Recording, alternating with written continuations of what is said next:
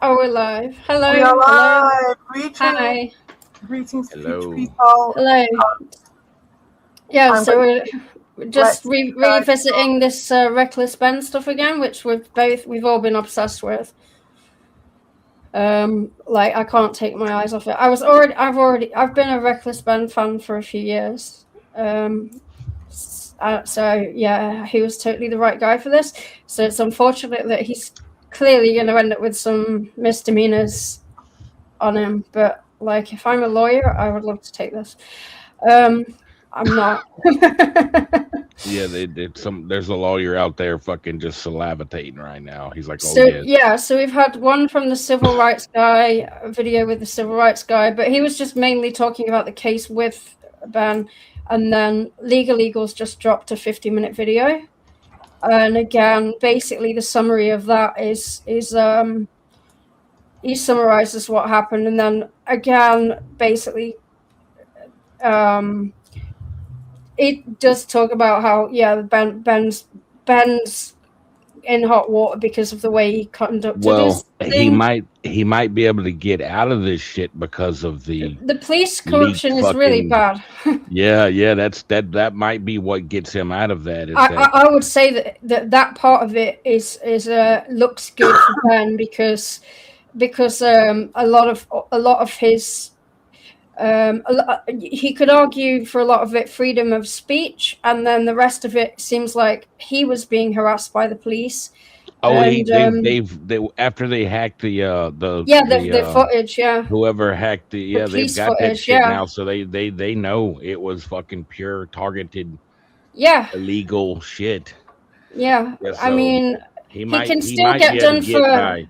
He could It probably still get done with some kind of misdemeanor, but it depends on the. it It's going to really depend well on what kind of judge he gets. yeah, Uh, and it um, depends on how much that judge cares about the publicity, because people yeah, say exactly. that This is look. doesn't matter, but that shit matters so fucking much, dude, because It everybody's certainly gonna does be if watching this shit. it certainly does if it becomes political and if a judge wants to look really good, that kind of thing. Yep, If and so, there's so many people watching this shit. it really depends on who you get, but not just your lawyer, but what judge Yep. you get and whose side they're on and so on, where it takes place and all of that. So I'm not sure where the. I mean, this is going to drag out for a long time now because he's got a bunch of court cases pending. So this is all going to go on for a long time now, and so a lot of this is going to be covered, but then I think it's going to die down a bit because everyone will have talked about as much as as possible. Well, have you seen where there's other people coming forward now saying that they've stolen shit from them? This one Yeah, dude, yeah. it's Even before this, there was a few yeah. months So ago. There now was all of that shit is coming out too. So it's like, dude, yeah, even different franchises. yeah, That's a video we And can watch as well, isn't it? yeah, the one it about the is. kid who got his they tried to nick his C3PO. Yeah, that Um, one. That was evidently like a young kid that got fucking ripped off. So yeah, there's some so shit yeah, going on in this company.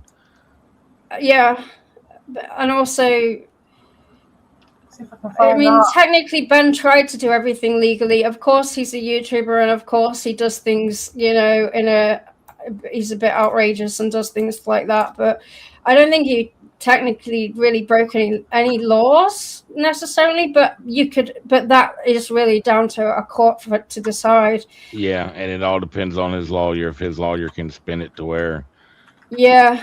if yeah, because it's there's yeah. And also, the previous owners are also suing corporate because they claimed they came and took that store overnight without any warning, which is technically not legal. They shouldn't have just turned up overnight Yeah, and took over the store. You can't really do that. yeah, because you can't find out how much inventory you got. Yeah, You ain't get that your what records, they did. nothing. Yeah, so what they did there was, I think, not really legal. You can't just turn up and do that. You have to give No, notice and yeah, stuff. some kind of notice. While I Yeah. go for my cigarette, do you want me to play this, but like quiet with the subtitles? I mean, if the CEO's one is only about 50 seconds long, something. The CEO from Patreon, if that's Oh the one yeah. you Oh my god, that was savage, dude. I was like, holy I mean, props shit. to him. I'm not a Patreon fan, but like, props to Yeah. him. Fuck Absolutely, yes. what a legend. Yes. He just made himself fucking known. Yeah, he did. Okay. Oh, is that loud enough? No, I mean, I don't know because Jawline I can't. has I'm not on the YouTube, entered the so building. How's the thing? yeah. I mean, that's great that he did that because he's a big corporate guy and he's on Ben's side. So still waiting for Coffee Seller's video though. Oh. Right. Dear Creator Community, my name is Jack Conti, and I'm the CEO and co-founder of Patreon. On May 29th, Patreon received an official takedown request filed by Bricks and Minifigs for media and accounts related to reckless gun and an ongoing dispute Talk about an regarding the overreach. Lego consignment issue. This is the verified. He's in some kind of studio there. This is the request. for Keyboard's immediate behind him. contact pursuant to temporary restraining order. And this is the motion for the temporary restraining order and preliminary injunction. So after an extensive review and investigation by Patreon's Trust and Safety team, we have in fact unfortunately determined that Bricks and Minifigs can stuff it. Huh. We're keeping Ben's page up. If Bricks and Minifigs doesn't like that, they can sue us. Ha. Patreon. Dude, Nice. that little Yeah. smirk, bro. Yeah. It's the fucking Oh, here smirk. we go. Here we It's the go. smirk. What are we at now? When was this? This is a day ago. Yeah, what's that? Is that we're talking about the Mormons or something? I don't know. We should play the police one, which is Ben's video.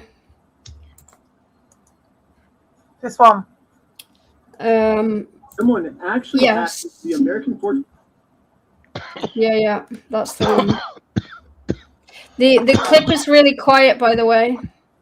Is it? Yeah. Oh, I don't know what all that is. Are they not on? What are they? Now, have some- Jawline. some Don't people hurt in the yourself, chat. sir.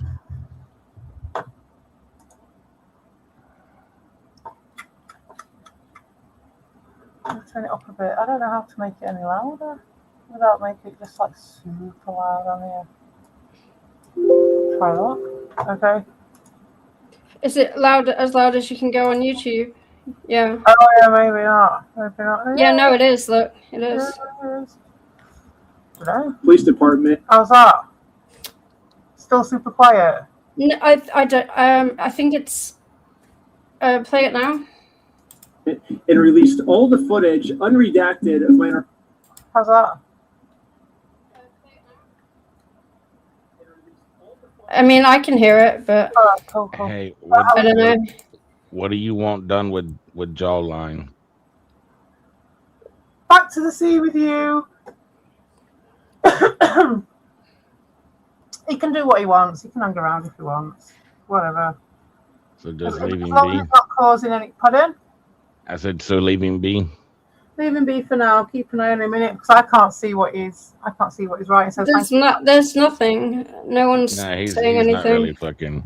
yeah, He's you just know. being doshin. Yeah, you know. Back to the sea with you, Joshing, but you know, you can hang around if you want. Like a beached whale. That's what you want to do. Right, anyway. Interactions with them. This is the original footage I got with actions in, and this is the new unredacted footage. I'm lining them up unredacted parts to see what they were actually saying. I understand. This ends today. I know. We're talking from before. Sadly, they weren't able to get the first 2 days where I was accused of having heroin on me, but the final 2 days we were able to see a lot. Actually, the footage starts. I wonder who got this. House, so I can search his legal court papers. Josh knows that if he I'm gonna goes- look it up, see if we can find out. Yeah, So instead, a much easier option is he calls the police on me to prevent me from serving him. His name is Ben Schneider. He's stalking my house. Will you come to my house, please, and come get them? I'm not going to have stalkers. Are they there right now? They're on the side of the house. Kind of. You can see with this guy, loads of like narky shit that goes on with like his voice and stuff, and how he's like. Apparently, the Internet Archive and public obtained the unredacted footage. It was leaked due to an accidental upload by American Fork Police Department. It was in an accidental subfolder, and internet users just quickly downloaded them. I don't know how true this is. I just looked it up, so I don't know if this is factual or what. So they ballsed up, and someone got it quickly. Found it, yeah. Yeah, I don't know how true that is, but that's what I could find. One of the dispatchers made a note here saying that you were gonna shoot someone. I'm done with this, officer. Can you See please this? help me and my family? Yeah, absolutely. This here, like they made a story to arrest this guy on, but this guy clearly rang up the police to say he was going to kill someone. Yeah, they were lying and saying there was calls from other police departments saying that he'd been threatening people. And there's no proof of that. Like, surely you need to have proof. Surely you could. They're used to doing it, aren't they? They're absolutely. Yeah, no, they're like saying, "Oh, he's been calling people threatening." You can't just take that as a given. They do it up to now because they never bothered with Lego people, did they? Up until now, they might have just been doing. I don't know how if they can use that because there's no proof that it was him. Shunning them like how. Like the last lot of people who kicked out of that shop in the first place, they just do shit like that to people all the time. She had a consignment deal with a guy named Brian Mansell. A year and a half, almost 2 years, she had this consignment deal with him and she never paid him. So right away, Josh is lying to the police, which we can easily verify with all the metadata timestamped pictures that show that the Lego sets were in the store when Josh took it over. He's hired this YouTuber. His name is Ben Schneider. He's reckless Ben. They sent people in saying they're going to murder our manager. I'm done. Yeah, you can't just accuse someone of making threatening calls. You need actual evidence. You can't just point fingers. You start a conversation with a threat to murder someone, and Yeah, then in a court you'd need to have actual proof. You can't just say that it happened. like that's what I mean. It's like the word salad from that guy. It's just word salad and being a victim, And you can see what in this footage you see him so desperate to get him arrested for anything. So that's true. Wasn't there something said about them getting them giving large donations to the church, the Mormon church? I don't know about that. I think there was something said about that. I'd like to see that one. I think that was in one of those. Now that could be one of those speculatory things. Yeah, I would have to look into that. Sorry, you say. Well, that's what we're all about, my friend. Yeah. I've got, do you know who I've got lined up, don't you? I've got old Alejandra. Yeah. I've got him lined up with his 5 minutes at the Mormon church. Got that lined up before I come back after my difter. I mean, so apparently Joshua and Brandon are actually quite high-ranking members of the LDS church. Yeah. So it's like, That guy's just, when you hear him talking, he's just so used to people just doing his bidding. They're used to doing his bidding. You can see they're like. I've seen a lot of Mormons online actually coming to defend Ben though, and saying this is what. And that's what's fisting out a lot of Mormons, because that's how they involved that one young Mormon dude, because he was like, dude, he promised he was to just God. a little guy. He swore to God. Yeah, so exactly. So a lot of them. You can't just do that with a bunch of them are coming forward and actually defending Ben. Yeah, but which is interesting. So but these guys are apparently high up. I don't know whether that's true, but apparently. Yeah, well, that makes a lot of sense. But you can tell with this guy, these guys are like almost like fucking. They're used to being protected. To him and being like, oh yes, sir. 3 bags full, so yes, this is yeah. Like that with him. He's like fucking that guy.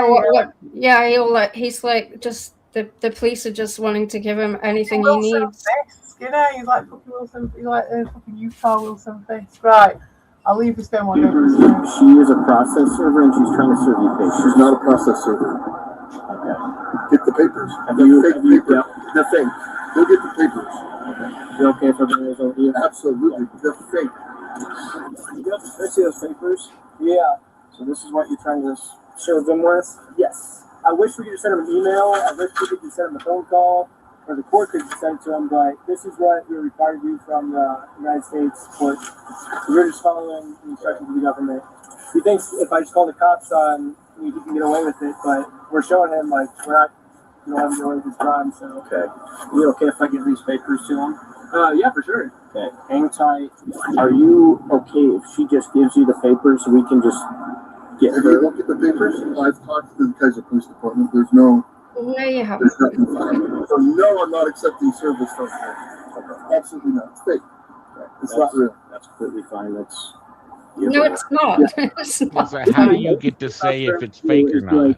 You are served. They called and checked and proved it was Yeah, real. I know, but it's like he's sitting there saying it's so it's like why does this cop just do that? if it's fake, then you wouldn't mind getting it. Yeah, You're just throwing exactly. it in If the it's garbage. fake, then just have them and burn them. Yeah. But you don't Because have he doesn't want fucking- to, because he's like, Ben what if, says there, he's like, all you got to do is just fucking drop it at their feet. Say you've been served. It Yeah, doesn't the matter if police they are say pussies. okay or not. More complicated than it has to be. the police are just being pussies to, Yeah. you know. They're covering their ass, trying to cover their ass. Both sides obviously talk to. As much as you humanly possibly can. I can screen charges. I can screen charges. Yeah. Instead of serving these court papers, like the police officer promised me he would, this officer would rather screen all possible charges for me to see what random stuff they can make up about me. I'm gonna go talk with him. Give him this paper back, which you do not want this. Can I peek at it? What was that? Can I peek at it? It kind of puts me in a little bit No, of a bind. it's fake. There's no lawsuit in it. Okay. So anyway, I'm gonna give this back to him. Yeah. And trespasser. Because here's the thing. Like, think about this logically. Do you think the process server would show up with a guy that's been harassing a YouTuber to serve papers in Utah? Josh knows that if he gets served these papers, it's going to be really bad for him. And at this point, it seems like he's willing to make up any story he can to get us arrested before he gets served these papers. They sent the lady in, and the lady's like, "Oh, I'm going to murder you," to Amanda, the manager. And now Josh has just committed a felony. Lying to the police officers about a false threat I made to get me arrested is super duper illegal. He called the store a billion times, threatened the employees. He does not want the paper. So Is that what the paper? for you. Okay. I've never seen something like that.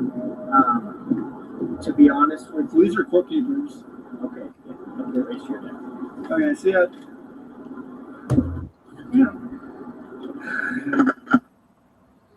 Yeah, process server's really going to ride with the YouTuber. I mean, how stupid. Why do they say raise your dick on the subtitles? They have fake service papers. The girl is like, "Oh no, I got to serve them these papers." Like they printed up a fake lawsuit, you know. And I'm like, "Oh yeah, do you think the process Doesn't know who he's messing with. guy to deliver papers to a guy who's been harassing?" I'm like, "Do you think I'm stupid?" You can see in his body language he's actually nervous. Yeah. I just don't know what to do, man. I'm done with these guys. We're ready and willing to arrest these individuals for Utah, Utah statutes for cyberbullying. I'm nipping to the toilet, I'll be back. Those documents, and they're using electronic means for communication and coordinating their stuff. Oh, it's digital stalking, not stalking. It's all of the above. Okay, But because they're continuing to use, additional tactics and other things like that, thinking that they're being cute and whatnot, it can't continue. So somebody has to be arrested to show that they can't continue to do this. No, we're just kind of want to know what you want done on this. As much as we humanly possibly can. He's going to submit how to screen for charges with our prosecutors, right? With our city prosecutors. He is very adamant that he wants to serve you with papers. Okay. That's fake. That's illegal. You can't pretend to be a process server. So you can't. It's illegal. Why not? In the state of Utah, to be a process server, all you have to do is That Wilson Fisk guy, when when he pulls those faces, when he thinks he's getting away with lying, when he's doing his little lies and he's like getting into the character, and you can see him like not believing it, but kind of playing it, like surface level believing it. He pulls faces like Ricardo does. Is it just me? Am I just freaking out? I don't know, but it just feels like the same energy, that same, the way the folds of the face go, the way the muscles go, it just seems right similar. So I just needed to interrupt. I interrupted you to do that. Are you over the age of 18? Yeah. Sorry. Do you want me to play again? Yeah. Years old, you got to be not affiliated with the case, and you can't be an attorney. Now, this girl meets all three. She is over 18 years old. I literally met her like 10 minutes before we showed up here, and she's not an attorney. So legally, in the state of Utah, this woman is a process server. And I already explained this to the police. So anyone can be a process server. You have to be 18 years old, and you have to be not affiliated with the case. So she is not affiliated with the case. She's over 18 years old. That qualifies as a process server. Well, maybe just have someone not affiliated with you. That's her. Yeah. So, like, would he get misdemeanors for this? For him coming up and trying to serve the papers? Because I mean, no, because he's not doing it. He's got the process server doing it. He's not. You can't stop somebody from going down the road. He's not harassing it. He's actually doing what the law told him to do. It feels like a lot of people are going on this like cyberbullying thing, but from the looks of it, I know that we've only seen this side of it. Technically, this cop here, this police force should be held in contempt of court because the court told him what to do, and that he's trying to do it, and they are preventing him from doing what a court told him to do. You can't do that. You can't go against the court. It's like when I watched like Dr. Grande and stuff, they were watching it and they were like, oh yeah, he's cyberbullying him.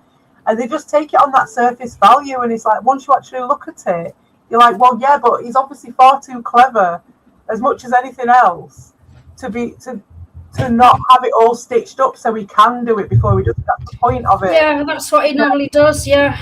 Well, I don't think he was expecting a police harassment, obviously, but everything. They're all bullshit then. The way, yeah, it's because of the way it's a loophole in the laws. Yes. Technically, he done what they said, but when a judge looks at that, they're gonna be like, "What the fuck? What are you talking about?" And then there's the freedom of speech argument too, with a lot of it. But that just depends on your fucking judge. I mean, it shouldn't even get to that, should it? It should get to the fact that they've actually broken the law. Like, it shouldn't even get to freedom of speech, really. It's like none of it should have gone this far. They should just fucking back down and paid up. It's because they've been powerful for so long that they think they can get away with shit, and then all of a sudden they got caught, and instead of doing the normal thing, this is the same thing that the stock market, I was telling D today, CPE, about the stock market shit. They got caught, and instead of admitting guilt, they just doubled down for some reason. Yeah. Money has to be involved. Well, we know money's involved because fucking $200,000 worth of fucking Legos. But yeah, once money gets involved, these old money fucking goes stupid, dude. There's all sorts of shit, and it's like I was saying last time, I was struggling to grasp why it was the tendrils that were going outside of it weren't catching on stuff. And they are, but it's only in the YouTube space that it is. So the external still isn't. It's like anyone who's not down with it looks at it and they're like, oh no, he's breaking the law here and he's bullying them there. But yeah, in general, it's like, well, no, there isn't any of that. Like, to me anyway, from what we've seen, but we've only ever seen it from this guy's side, haven't we? And it's had he not been blocked from doing what he was to be doing. So this is kind of what we could get the cops for entrapment here, because had he not been blocked from doing, he wouldn't have had to stalk. He wouldn't have had to do none of that stuff. You know, he could have served the papers and went about his business. There would have been no stalking charges. There would have been nothing. None of that would have happened had the cops not prevented him from doing what the court told him to do. So I think a reasonable judge is going to look at all of this and say no. It's not entrapment because they didn't get them into an illegal situation. It's more they fabricated probable cause. Yeah. I mean, they had they had him saying he, convincing them, and then they've got it on video of them just tugging their forelock at him, and him saying they're fake, and then they've got the same video of them going and them saying, no, it's real. And it was scary though when they pulled him over. I thought they were going to plant something. Fucking hell. Yeah. Right, when they were like doing that, I was like, oh no, they're going to say that they found something, but it's all on camera, so thankfully that didn't fucking happen.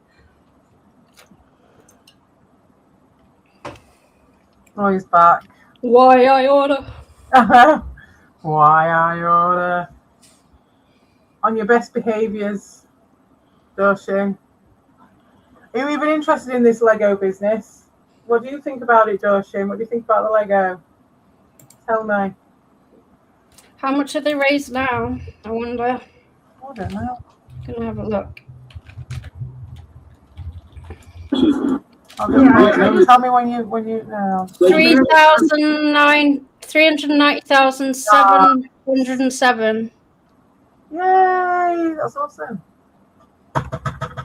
Like, people are donating thousands. Like, someone's donated like 7,000. Oh man, that's awesome. God, these people must be super rich. Just to donate thousands. So, that's what it's all about, man. That sort of shit. That's cool. Very cool. Yeah, the old dude will get, their family will get some money out of it, but this is going to be, they're going to have to raise more for all the court stuff. I suppose so, yeah. But surely they'll get all that back if they win, won't they? Ben will raise it. In one of the videos, Ben was talking about, I think it was with the civil lawyer. He was talking about he thinks he's going to buy the sets. Yeah, I saw that. Yeah, and give them the movie, so that he takes it all on. The money. Yeah. So then he goes after him, and he has to do all the legal shit. Yeah. So the old man can really get out of for it. Taking it all on, because then cool the family don't have to be part of it anymore. They're out of it. They so can be fucking. Because he'd be too busy looking after his dad. It's really cool to take it on. Yeah, because he's already in legal shit now, so he may as well do it. Hell yeah, he fucking ran off, dude. He's a cool dude for taking that on. Yeah. And he knows he can do it. It's not his first rodeo. That's it. He's got the contacts and stuff. Yeah. Apparently my mic is really high compared to yours. Oh, is it? Shall I turn? Can I turn me down in this StreamYard? Can you? Can you do it? I don't know. I have to do it. Oh, I can a little bit. Is that better? Is this any better? Is that any better, Bolt? Is this any better? Just turn me down a little bit. I don't know. I found that screen before where it showed you how it did it, but I don't know. I've turned me down in StreamYards, but apparently it's better. Oh, is that good? Okay. Where was it? Which one was this now? That one. Yes. All right. We're not doing bad. We've got halfway through. Yeah, that's why she's here. We have no relationship, and that is who she is. The exact person that you're describing. That's fake. It is a lie. She's impersonating a process server. So for this girl to be impersonating a process server in the state of Utah, she must either be under 18, which the cops took her ID and verified she's not under 18. Do you have an ID or anything like that on you? She has to be related to this case, which Josh says he's never seen her before, so she can't be related to this case. Josh has verified that, and so the only option left is Josh must assume that she's an attorney. But if Josh has never heard of her before, how does he know she's an attorney? And spoiler, she's not an attorney. But so I don't know what Josh means when he says she's pretending to be a process server, because it seems like he's verified that she meets all the requirements to. I mean, the police should know this, right? So when he's doing his little fucking hypnosis shit and they're just stood there going, all right, yeah. What the fuck is that? See, the funny thing is, though, is that the police might not know. That's where the courts get in. A lot of cops don't know the law. I just checked, and you that's all you need. You not have a felony conviction, not be respondent in an active protective order, not be a party to the case, and just be 18. That's all you need to do. Yeah, see, they probably didn't know that shit. But that That's where lawyers and judges get involved with that shit. But I mean, we know it's all corrupt anyway, and they all know each other and that. But it's still crazy that there's a guy stood there who said he was going to kill someone at the beginning of the conversation, and he stood there waving his arms around, doing all the convincing voice, the convincing eyes and shit. You don't have to be Sherlock Holmes to see that. And then you've got some other people who are being as quiet as they can be because they know they're going to get shit on for everything. So they're just doing everything by the book as much as they can, as well as taking the piss. But, you know, the fact that they can take the piss within their framework should not come into it. It's that whole, like, stepping into that fantasy world that weirdness. Your process server. So basically what Josh is saying is, even though she meets all these requirements, and I acknowledge she meets these requirements, she still doesn't meet these requirements. You're making no sense, Josh. Impersonating an officer. It doesn't need to make sense, then, does it? That carries it's pretty significant. You know, like you can't pretend to be a process server. Sorry. Yeah, you can't. That's got to be illegal. And that's, like I say, he's getting combining charges. It's a class A misdemeanor to impersonate. I mean, the very fact, sorry, but that whoever is looking at it, I'm thinking about that Dr. Grande thing. The very fact that they've said they're going to take it on, and then they say that they take it back to the previous franchisee. And when I watched the Todd Grande one, it was like he was saying, "Oh yeah, it was a problem with the people are buying that story." Like, I've heard that as like that really is something they're pushing. That it was that lady.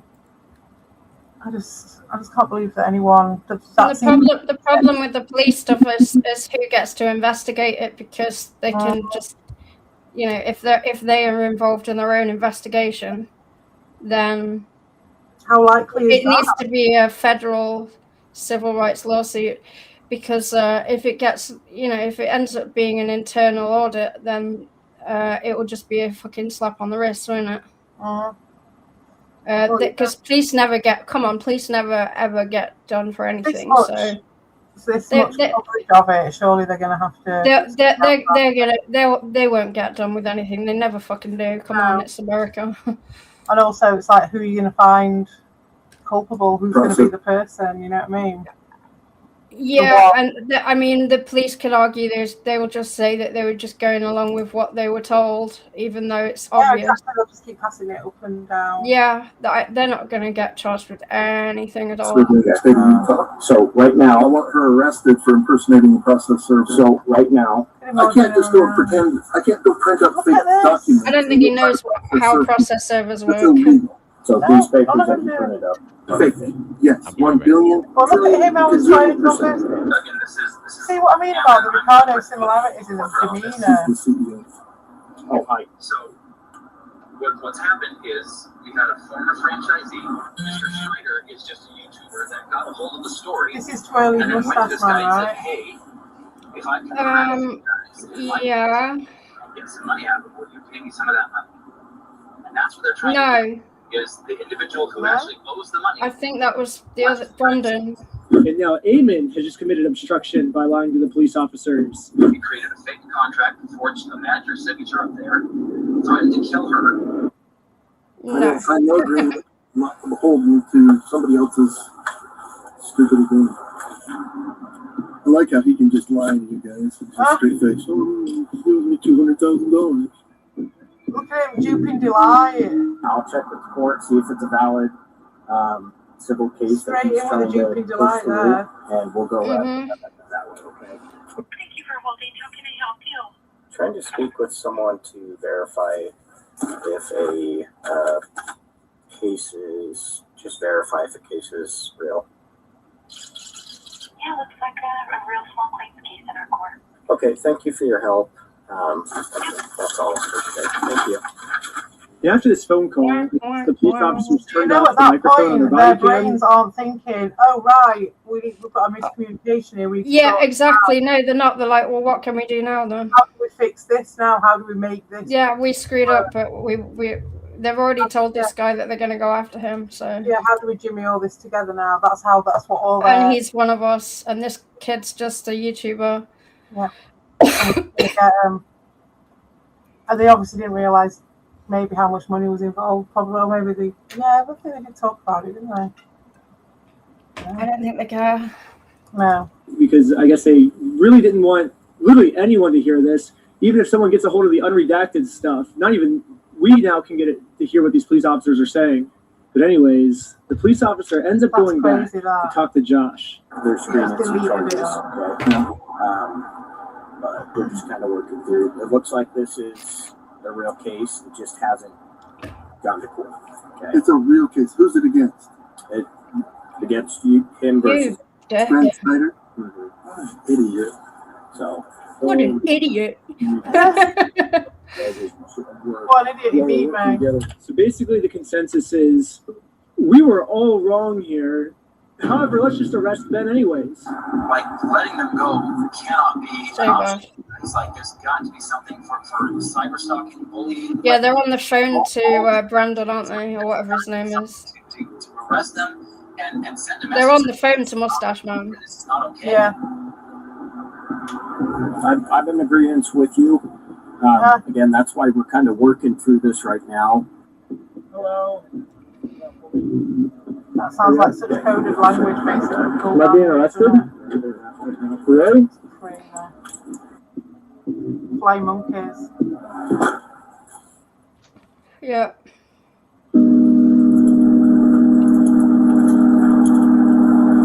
When the wind is in the privet. Can I cut your leaves? How was privet? Look at his face. What a dick. What are your fucking plans, Now let's bro? get to the search warrant for my house because they heard Him that. with his dying plants. It looks like need a right water. Oh, he needs to water him, I'm just judging everything about They him. need a bit of a trim as well. A trim and a watering. Even mine are in better nick than that. Brian. So I might have found out an answer of why this cop was so rough with me and threw my arm back. Before we enter the property, the cop warns all the other police officers to make sure we are not filming. Hey, they're probably It's like going to a be quick to film. cartoon, isn't it? They're probably going to be quick to pull their phones This will out. make a great When we got raided, I Netflix instantly pressed the record button on my phone because I was terrified these police officers were going to do something and try and hide it from the public. But I I guess could see someone making this into a Netflix doc. once he sees I'm It's like filming, if our I think parents were as fucking stupid as we are, then they would have had the same thing about like marbles or something. But they didn't because they weren't stupid and they still wore hats and things in those days. Like they had to wear a hat to go to the office and shit. maybe not quite our parents, but the ones before. They weren't far off though, were I was they? gonna say, bloody hell. I don't know. My dad always used to wear a flat cap. But I think he did it as kind of like a I like a flat cap. thing. Yeah, a thing. My granddad always wore them. Yeah. he was like, "It's punishment for filming me. I'm gonna bend your arm back upwards and injure you." Is my guess of what happened, because afterwards he says this. The main kid had his phone recording, so I shut it off. But The other kid had a GoPro. How many did you get? You got Ben? we got 5 right now. Including Ben Schneider? Yeah. Sweet, that's good. Next, we got some unredacted footage of 5, just like the just objects. Yeah. This is crazy. Just trying to sort of dehumanize him or whatever. Another thing about this unredacted footage is we get to see the police's entire office building. We get to see their detective board of us. We get to see that they're That's what's funny. Church of Scientology sucks. All my old school fans will know this, but basically I made a religion called Scientology Sucks. And it legally got approved by the IRS, and Scientology Sucks worships a gold plunger as their god.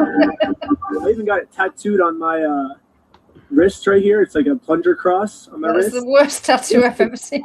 Yeah. Is Fucking prison tattoo. It looks like a prison They tattoo. really put my god. You up with him? It literally looks like a prison tattoo. Yeah, it does. It's quite But cool. they have a gold plunger in their office, look.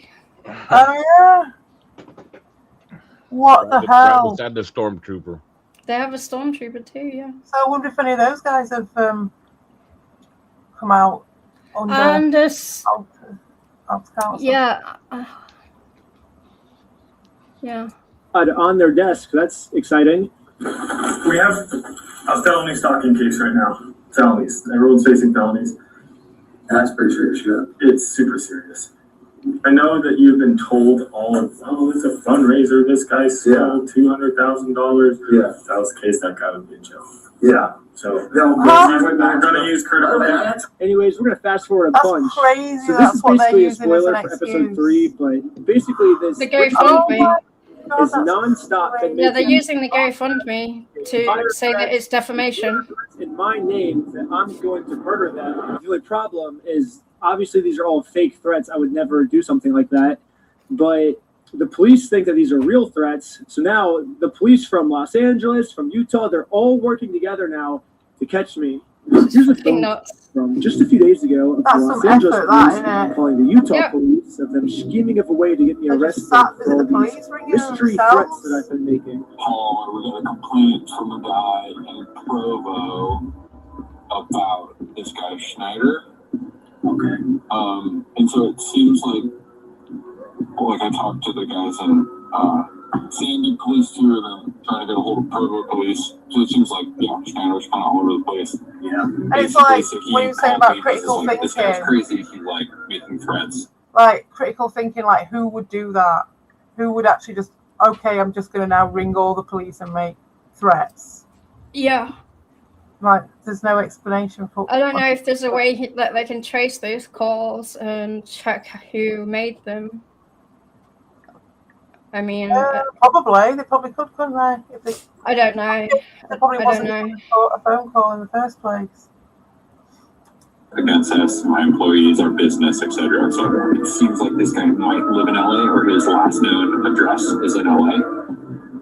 So I guess I'm just trying to track down what you guys are doing, if anything. I know, at least I've been told that there's checking on a couple of other cases. This guy's already being charged in Utah by 3 different places. What are we doing? And where he actually is? No idea.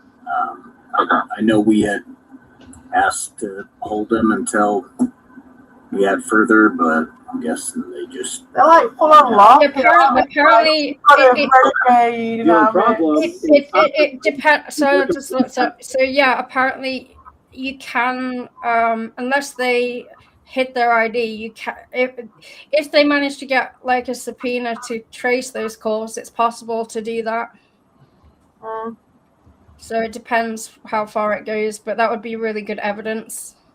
If But they I mean, can it's trace. too late now to trace it, isn't it? No, you can still do. You can use call details and from carriers to the police. They can do that. They can check who made calls. But it depends whether a lawyer wants to subpoena. And are they gonna fucking records? It depends whether they want to subpoena records from carriers, basically. So. How deep does this go, though? If this is multiple states is getting involved in this shit now, if you're accusing someone of making death threats, then I think then you need the evidence and the way No, I'm just saying, and if it turns out that the other guy was do they have people in the carrier? Because we know they destroy evidence, or they try to destroy evidence. So do they have people high enough up in there to fucking, especially if this has anything to do with the Mormons? Oh, I don't know about that, but we'll have a listen to that in a minute. In fact, so I should see that's not in here, but no jurisdiction over. So they're never gonna catch me here. You get no back at prison site. Good luck finding me. You are never gonna find me, police officers. You don't need. Okay. And then now we've got this guy with a little bit about the Mormons. So to give it a bit of context, okay? I know this isn't very long, This is all part of a Have you just put it to a certain part of it then? I have put it to a certain part, and he's just finished talking about shape-shifting lizards and how their eyes change. Right, so we're getting onto that one, and then they start talking about Mormons. Well, you know how I feel about that, but go on. Exactly. I found it interesting. This is just for context. Or sometimes if they're chronically possessed, they'll have like more black eyes where the whole eye is black. So I've definitely seen both of those things personally.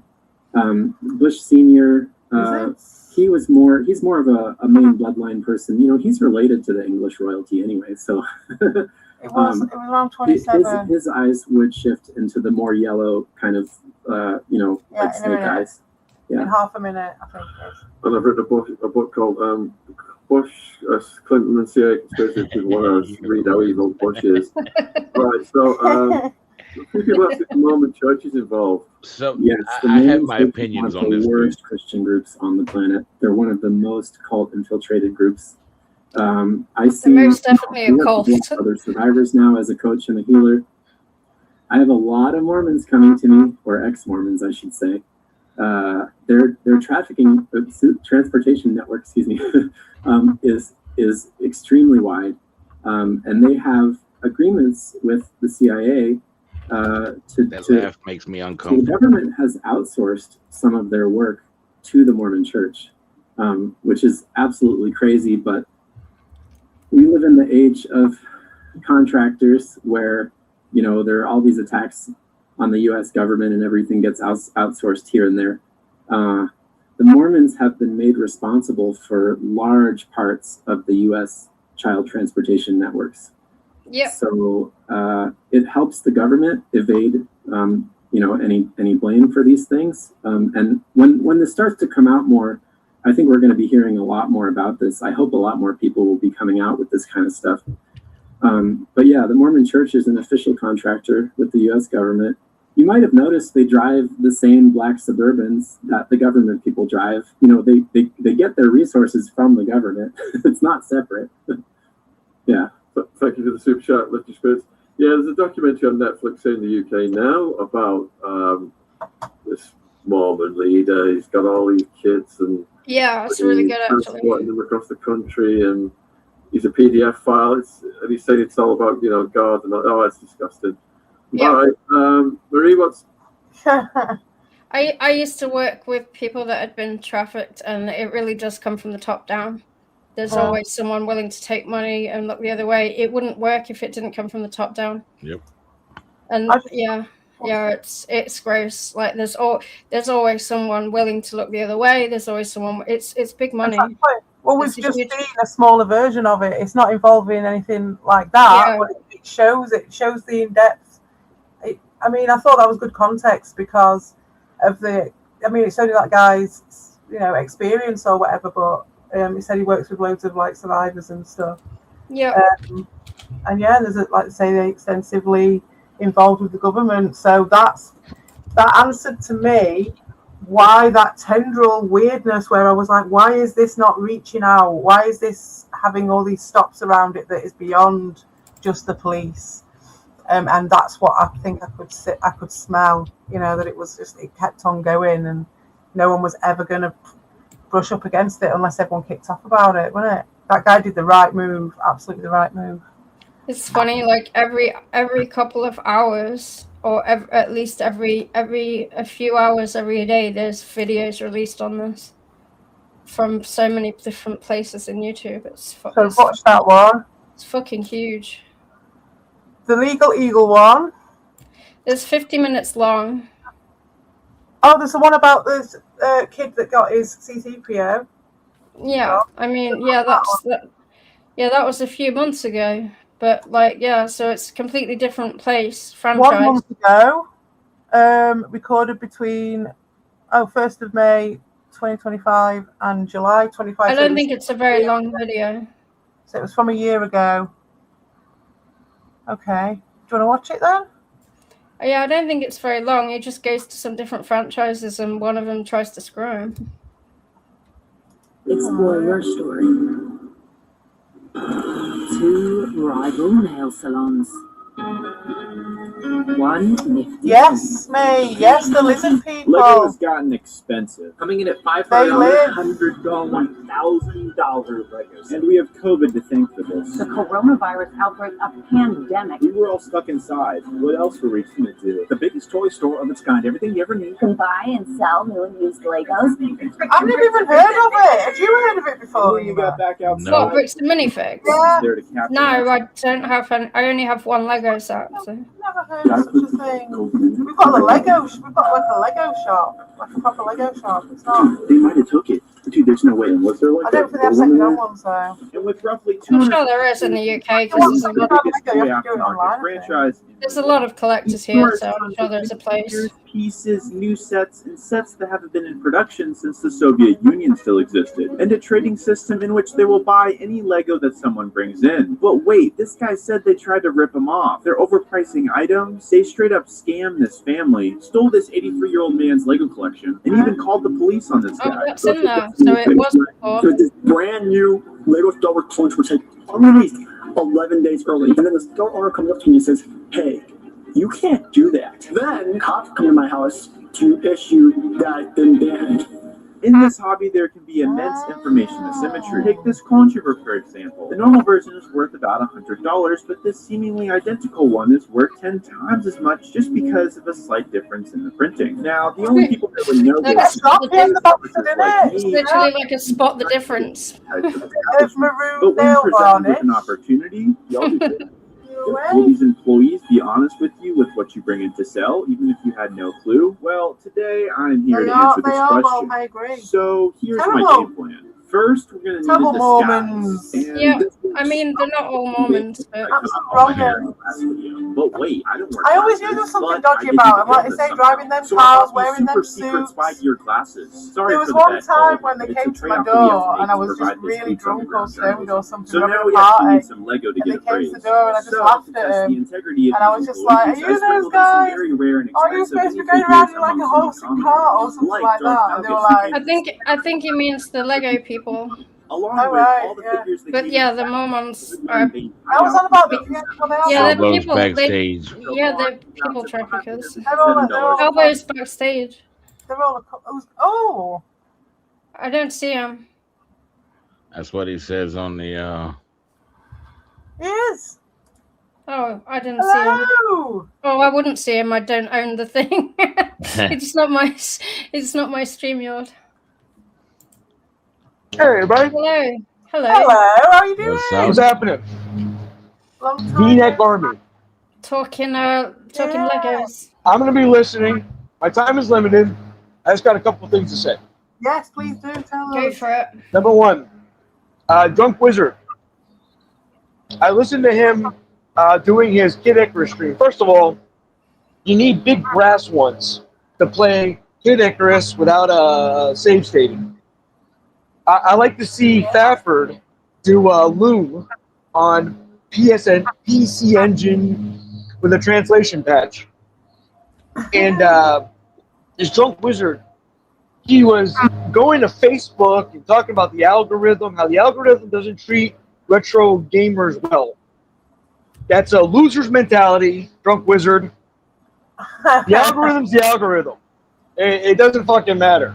And Facebook fuckers ain't gonna pull up. They need a fucking they need you to grab their nuts and bring them to you like they are numb nuts. And You're right.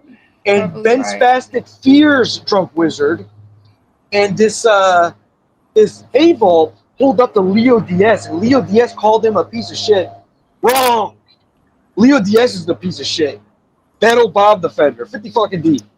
Yes. Well, very interesting talking points there. I did wonder about Leo. I don't know. I mean, after the Help Me Come and all that stuff, I did wonder. Because he was already getting like, they were making him side one way or another and all this bullshit. And it was like, instead of it just being neutral. So, I don't know about that one. But yeah.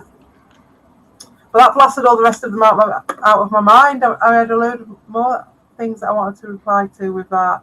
They say about Drunk Wizard and his loser mentality regarding what was it again? Retro gaming Oh, in the algorithm. In the algorithm, yeah. You just got to surf the Zabuya, haven't you? The best you can. Fuck the algorithm, in my opinion. Yeah, that's it. You just got to enjoy it, haven't you? Yeah, Then at least yeah, it doesn't matter. I don't want to be a slave to the fucking algorithm. I don't give a fuck what the algorithm says. I'm the opposite. I have fun. Yeah, well, I have the fun opposite whether of it says being I'm nice. fucking fun or not. No, there's no. It's like Mr. Motivator says, if you haven't got a smile on your face, there ain't no point doing it. And that's all it boils down to, isn't it? I think it depends what you're doing. I mean, if you're burying bodies, I don't know, maybe still smile, I don't know. Yeah, you got to make it fun, man. Make If it it ain't fun. fun, it ain't worth doing. Make it fun. Was fun. It was a wonderful time. I enjoyed that a lot. It was a good old-fashioned knees up. And I do like Cheetah Man's streams. He's a very good host. He's very genial, yes. I would say. Genial host there. Liam, you'll have to come over one time and see it, because it's a sight to behold. It's a sight to behold. You don't see it every morning when you wake up and you're having your first cup of tea in the morning and that sort of entertainment to be had. It's not to be taken for granted. I've learned. So what else we got? We didn't finish watching this kid get a C3PO stolen. Is that the one? Yeah. 7 cents, plus the $91.54 from the value of the more common figures, we have $648.81. Bricks and Minifigs says that they will offer around 50%, so that brings our number down to $324.40. So hopefully we won't get offered anything considerably Why wouldn't you just sell it online? Now we need a super convincing backstory because it's to look. It's just they've had a really good reputation before now. So I just found it under my bed. Yeah. Okay. Perfect. Now we just need to stay cool, calm, and collected. I can do either like 140 store credit or 120 cash. Okay. Good. Now we've got our plan.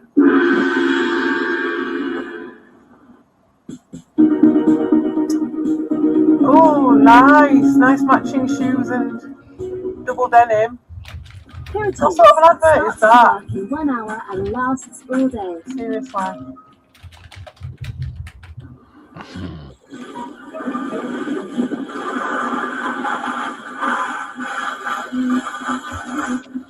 Y'all do trade-ins? Yeah. Okay. You can bring it down straight up. All right. Great. What do we got for the So this is, I don't know, I have a pretty big family and it's just some Lego from my older brothers and stuff. We sold the rest at like the garage sale and stuff, and I found this under bed. I will dig through this, see what I can pull out, and I will let you know. Yeah. I got the question for you. All right. Anything good? All right, you want an update? You want good news? You want bad news? Which one do you want first? I guess good news, I guess. Good news, you have a couple of nice things in here. Okay. Update. I am not sure what to make of this. Oh. I can't tell if it's real or what it is. Well, buddy, what we have here is the grail of all LEGO Star Wars minifigures. Because in 2007, LEGO hid 10,000 chrome gold C-3POs in sets from that year. And so this figure is worth about $1,000. I added him to the bin of figures right after we left. I believe that something that tiny is worth that much. It's crazy. $148.81. And the 50% that Bricks and Minifigs said they would offer, $824.40. Yeah. I'm trying to get his lights off, but I can't. I don't want to break it. Oh, why? If you can separate the legs, you can sort of verify that it's a real Lego parts. Uh-huh. I'm afraid to pull it and break it, and I don't. Oh, is it like special or something? Or? If it's real Lego, it can be worth a little bit extra because it's like a chrome. Ha! Oh, just so it's peddling like back. special. Oh, okay. It's like shiny. Oh, okay. It's like It's shiny. Yeah.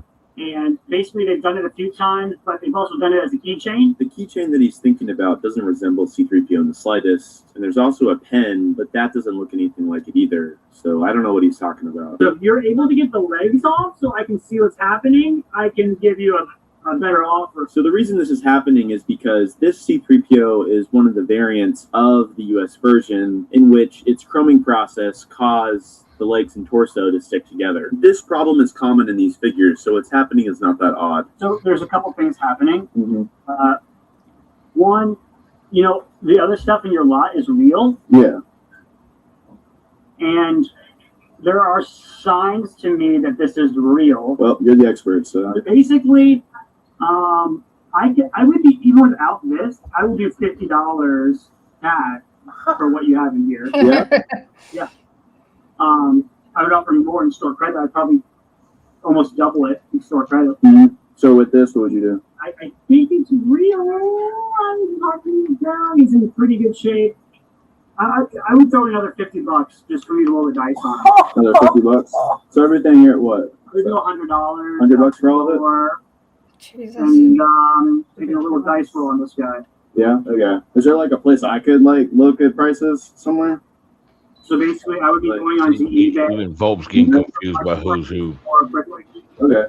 Okay. That's really helpful. Thank you. All right. I said even Volp's getting confused at who's who. Who's who? Who? What are you about? He says Ben. He said that's because you're scum too, Ben. But he mistyped and he meant. Oh no, Benny's, no, Benny's Doshin as well. That is confusing because Ben took his name from Doshin, so that's Doshin's real name. I don't know what's going on. So I don't know if Bolt got confused or now I'm confused because there is two Bens. Well, Ben is Doshin, because both of them is just boring now. Very true. Although Doshin has his doll line. He does have the doll line going. Oh. Ben really don't have anything going for him. Does nothing for me. Does nothing for me, that. To y'all to make a judgment call on if that was a fair offer or not. He did give some helpful advice to where I could check the value of what I have, but hopefully we'll get a better offer at the third store out of the 4 that we're going to in this video. I have a suspicion that our valuable Bane figure is being mistaken as the more common version, causing him to be Ben is Doshin's slave name. About that at this next location.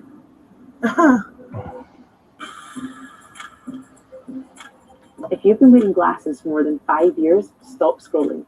We're looking. Back off if you try to shine lasers in my eyes. They look through it, then call over the store owner because I guess they found the C-3PO. And when you were talking about like fake ones, any of these fake or which ones? The only one I noticed that turns attention is a C-3PO. Is like, I know someone that can verify for us, but it is kind of weird that the legs aren't coming out. They usually have. They would know that, right? They would know. Wait, I can look it up or something. Their legs don't come off. It wouldn't make much of a difference because all of these are just going to do it at the same price or the same rate. It's just an aggregate and average. He can even show you doing it. Oh my god, the Robin bastards! Yeah. They just tell us kind of like right here. And this is a completely different fucking franchise. Right? But then we obviously have to pay costs in store and stuff, so you can kind of see like this is exactly look where. at them all, they're all like activated, aren't they? You can see how like that guy gets around it. You know, if this was a cartoon, they'd all be stood around rubbing their hands together. Twirling the mustaches. Look at them, brought one of them sets in that's behind them. They've robbed every single one of them. I wonder how many people they fucking rip off for really good Legos. David Dickinson would never do this to people, would they? Homes Under the Hammer, was it? No. Cash in the Attic. No, it's Forkin Hell. Oh, it was Cash in the Attic, was it? Which one was Cash in the Attic? What was that? That's where you go to people's houses. Yeah. Was that not him? Was that no, he did Bargain Hunt. Bargain Hunt. And then there was the other guy, wasn't it, who had like, yeah, it was a bit like more Poirot sort of style. First off, there is a lot more in here worth more than $3, especially our Bane, which yeah, it was Bargain Hunt. Terrible. Absolutely shocking. And the Antiques Roadshow. Was that Hugh Edwards? Well, he was on it as well. And did I see a thumbnail earlier? I haven't watched it where there's a new Hugh Edwards thing come out. Some more scandal. But this is the rare one. The rare one? There's a rare one that sells for like $300. Yeah, some images of kids. Wow. Pardon? Hugh Edwards, they had kiddie pics. Yeah, I thought I've heard there's a new. I knew he had a scandal, but I thought it might be a new one recently. I don't know. You never know whether it's just. I don't keep up with the PDFs. No, I know. It's just a thumbnail I saw today. I didn't watch it though. What's the income along place? It's a good question, man. Maybe I looked at it wrong. I'm like confused. That's what the hell was that? You can tell that they all know just by that conversation. Yeah, because yeah, you can tell that they're all like kind of like. And just because the way he's presented them in a box, it's wrapped like that, so it looks like he doesn't know. One pig out of that. I mean, like. It sounds the same as that guy we were watching that ghost story. And he was like, "Oh, look, I've just found this sign about these people living." Oh, wow, would you look at that? Trying to compare it against photos. Yeah, they think he doesn't know, so they're like playing it like, oh yeah, it's not worth anything. No, it's fake. This is the more expensive one. The fact that the legs don't come off, they know that that's a sign that it's the fucking real one. He's also had this for about 5 bucks. Wow. Yeah. More than 8. Yeah. Definitely more than 8. We do the best we can, bro. I'm gonna give you the best offer I can. Those fucking, I'll do the best we can. What we're looking at right now, out like higher into the market, let's just say about 400 bucks is like the value of all of these. If you were to get this one evaluated and we get confirmation, they must do this to everyone. Then on that own basis, like this could be worth up to about 800 bucks market value. Like even sometimes higher, like in mid condition, they sometimes even go for like 1,000. If you have it sealed, it goes for up to $3,000. So we're just waiting on that one, but that's pretty much where we're at. So. But that's market value. So again, keep in mind, market value is not what we pay because we have to basically account for rent, employee costs, and profit margin. We don't do it for free. So with all of that impact, we're probably going to be paying anywhere in the range of like, so cash, 125 bucks, credit, 175 bucks. Yeah. And you're saying I could like maybe get more if I like working on my own. You could, but then you have to deal with the exact same stuff we're going to deal with. You're going to have expenses that come up from selling. You have to do the exact same stuff. We're just putting the effort to like take good listing photos of people are interested. That's kind of where we're at with that. That's worth like $1 grand. Yeah, I would say the offer would definitely come back way higher if we do authenticate this one. Thank you so much for the call. No problem. I had no idea. Yeah, no worries. So then for some reason the owner had to leave, but he hadn't given me Makes you think though, whenever you go to anywhere like that to get jewelry priced or anything, you can't fucking trust anybody. By the authenticator. So that was the best experience we've had so far with the store owner. Like, who can you trust? Giving us valuable advice and information while being transparent, being honest with what we have. With your grandma's jewelry. Location. So this is my local store. I go here quite frequently, and because so they know who I am. So I got my friend. Where you are at the when people taking their grandma, their family fucking heirlooms to get them priced up, and then they probably just get ripped off all the time by everyone. Yeah, well, the house always wins, isn't it? I wouldn't do it. I'd just sell it myself, or I'd give it away. Yeah, but if you don't know how much it's worth, then Antiques Roadshow, I'd go on that. I'll ask you, Edwards. I was going yeah. Honest Hugh. Yeah, I'm really honest right now.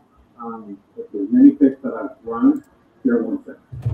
160. What's that many? So is this just these guys who gave this big long spiel in it and a bit of a fucking bamboozling? He then declined the offer and made sure they gave all the figures back. He tried to nick it. Over to double check if they were all there.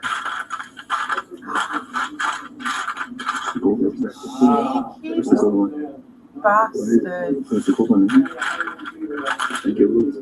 Wait, are you sure? Was it not? Well, obviously it was, because they were talking about it. They were literally talking about it on the camera, so of course it was there.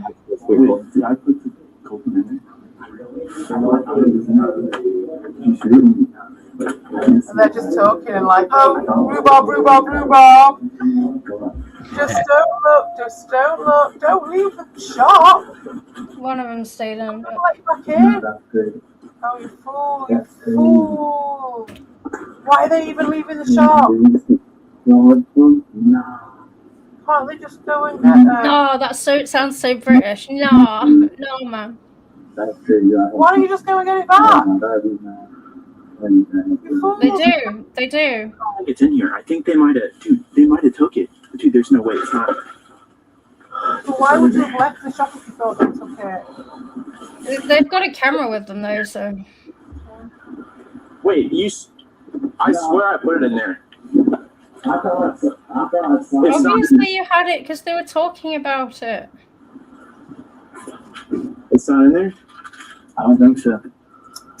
Nah, dude, it's not. Dude. What else have they Well, done? this is nah, and they sound like London boys. Nah. Because like nearly nobody's sees gone because it's the gold one. Yeah, let's just say we're just like this is the video. Yeah. Hold up, man. You do the talking now. Oh, now they've got a little let back in. Oh, Here they are. The free. I'm with them. Was there like a gold one in there? The C3PO? You cheeky fuck. That was Oh fake. shit! Oh, I'm sorry. I stole it. I stole your £1,000 C3PO. Oh, sorry. Sorry, that was an accident. Out of all of them, I stole the one that's worth $1,000. Yeah. Oh, sorry, that was an accident. It's just the weight. Why it's fake? It's fake. Just the And then weight. it's saying it's fake. Well, you can't take the legs apart either, so But you know, if you can't pull the legs apart, that means it's probably not fake. see the arms? Yeah. That's not normal. Actually, it's pretty normal. In 2007, LEGO used a vacuum metallizing process where they chrome the figure all put together, and so missing the spots under the arms. It's not? No. And this isn't, it's not normal that you can't take. If you look at the Chrome C3POs, you take. Fucking liar. That guy's just like, I yeah, think this is lying on the normal, though, spot. because in You the can hear factory- his brain just. They would spray them like this. I've never seen that like that. So. Ah! You They just seen walks like a real off. one? Like in person? Fucking hell. Because they think they're just kids and they don't know what they're on about. That's Fucking weasels, What aren't he was they? pointing to Yeah. is a 14 from Is this like what 2012, humans which is a are completely like? different figure who still displays Apparently, Lego resellers are. Absolutely, yeah, I suppose, yeah. Just very Yeah, but it's greedy different children versions, that yeah. never fucking share their toys. They just steal I can show you things. online. Nasty bastards. At Nasty their fuckers. fucking age. Yes, It sad has the side thing, bastards. so I don't. That one's not You fake. fucking There's the fucking. Albo said he wants the link. No, again. sure. The link here? Okay, They're not up there. so we got it back. Yeah, sorry about that. That was a fact. Oh, that's the wrong link. Well, sorry, yeah, sorry about that. We accidentally stole your £1,000 C3PO. If you look online, like that's on this. No, I mean, if you didn't want to buy it, that's okay. And then said that it was fake. Okay, cool. Have a good night. Oh, Faf, cheers, mate. Links for everyone. Recap. Store number one. You get a link. You get a link. You get a link. Everybody gets a link. Number two Let me know offered if Albert 6%. turns up. Store number three offered 19%, and store But, number but, four but, offered. but some people don't get a link. Who isn't meant to criticize thing as a whole? It's a franchise with a lot of great locations. I've learned my lesson now from that. Experiences, whether that's seeing rare retired Lego sets, looking through I minifigures, will or lie. with employees who clearly care about what they do. If you've never been, I would highly recommend checking one out. If you I don't know what you're talking about. And the experience I had in this video What, just my represents a handful. fucking It doesn't represent the franchise fuck as a up whole, that but the many people we're not going to involved talk about. about giving Even customers monkeys fall from trees. This video is simply documenting what happened on my visits, and I've let you watch, and now you can form your own opinion. He's got a really look at him. He looks like a little he looks like a choir boy. Yeah, it looks like a little sprout face. Oh, bless him. Aww. Bless him Definitely. with his little choir boy face. And his little his mum's haircut. Basin haircut. Your mum put a basin over your head and cut that for you. Hello. Look at that zit.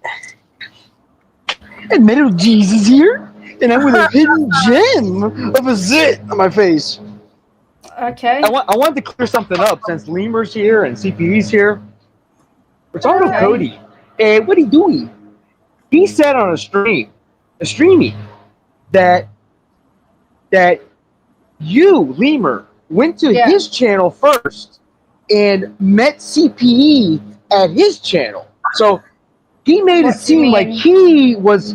You came to his channel independently. Like you went there Who? because of Retardo Cody Gaming, Retro Gaming. Who? I don't come on here. I don't go on. He knows the truth. He knows the truth. I'm just telling you what he said. Well, Yeah, I don't go on anyone. And I want to make it clear I that don't go on anyone else's channel. So don't you remember? I remember it happening. Don't you remember? Because I was Whose talking channel? to you. I was talking to you. We were doing some stuff, and I was showing you about the blue tent. And they started All streaming right, yeah. over at Ricardo's, but it was evil and all that. Well, and this I would have said, been like years ago, right? this was a couple of years ago. We've been doing the blue tents. And that would have been it's like. Retardo Cody. He wants to own like your relationship with CP because he's a fucking nut job. Okay, I mean that was probably like 3 or 4 years ago. Yeah. So, but the thing is, right? So then, because it's quite funny what happened. So we were in the DMs, and I said to Lima, I was like, "You go on ahead. You go on ahead, and let's see what they do." Right? Do you remember? Oh right, yeah. Back then, yeah, years ago. Evil and Ricardo for falling over themselves. They were like, "Oh, there's just some English bird who pops in and says hello occasionally." No. At the same time, Evil was trying to kiss my ass and fucking. What the fuck was that you were just showing us there, Albert? That was chicken wings, baby. Ain't no thing but a chicken wing. Yeah, no, that was a long time ago. Yeah, man, and they were like convinced, and they just thought that some They other thought I was a random. of around the similar age to me with a similar sort, not amazingly different accent. Also, I talked about They it thought I was a on random, I talked about it on Rumble, my guy. Talked about it on Rumble, my guy. Oh my back.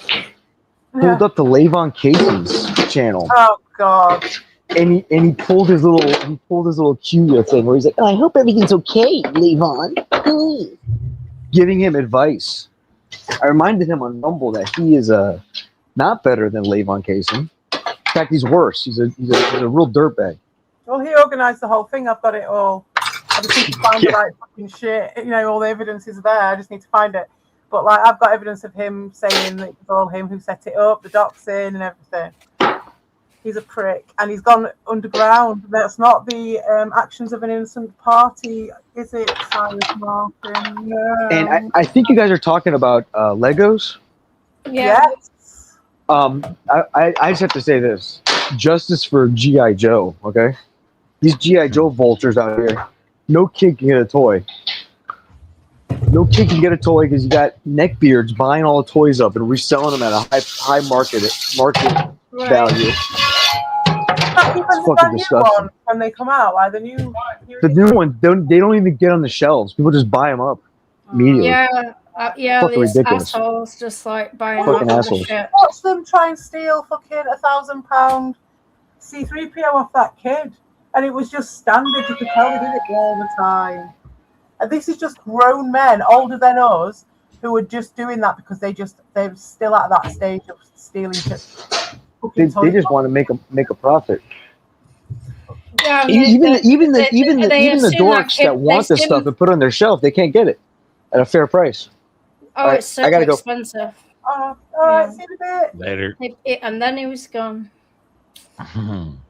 Keeping it brief. Yeah, for soon.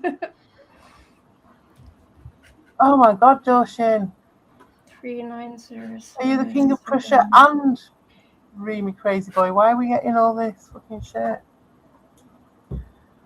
Is this just for canned collection purposes, is it?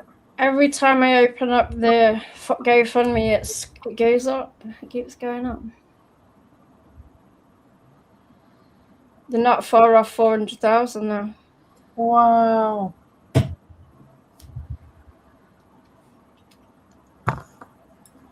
Yeah. No, that is awesome. Awesome news about that. That's the best thing. I can't believe they're trying to do him for setting up the GoFundMe and using that as a defamation. It's like, it's just the truth. It's what happened. Yeah. they're just telling the truth about what fucking happened. It's not a lie. This is what's not pissing me off, but it's like frustrating. It's a little bit frustrating because you're just like, but to even acknowledge that they've done any wrongdoing really because of how it started. Trying to do it for the GoFundMe is literally based on because of what happened. It's real. Yeah, and you've got the guy from Patreon standing up. You think that if It's it was not defamation if it's fucking true. if there was any sort of something dodgy going on with money, then they would know about it, wouldn't they? Because they're the Patreon people. They wouldn't want to be associated with the fraudulent fucking No, exactly. thing, money-wise. So, what have we got? Really Oh, want we've got I really want CoffeeZilla to drop a video up on this soon. So we've been on that one. So we've got a choice of the Legal Eagle. It's long. We could skip the beginning because he's just going to go over what happened. Yeah, if you want. Yeah, go have a look at it. He's just going to go over what happened, and then I don't think he's like legally involved with it. I think he's just covering it. And also the title, the title's a bit clickbaity because I don't think he ultimately disagrees. It sounds like he's trying to say that Ben is wrong in the title, but I don't think that's ultimately the conclusion that he comes to. I haven't actually watched it. I kind of I looked at the transcript and summarized it. Oh. Okay, so we'll skip a bit, right?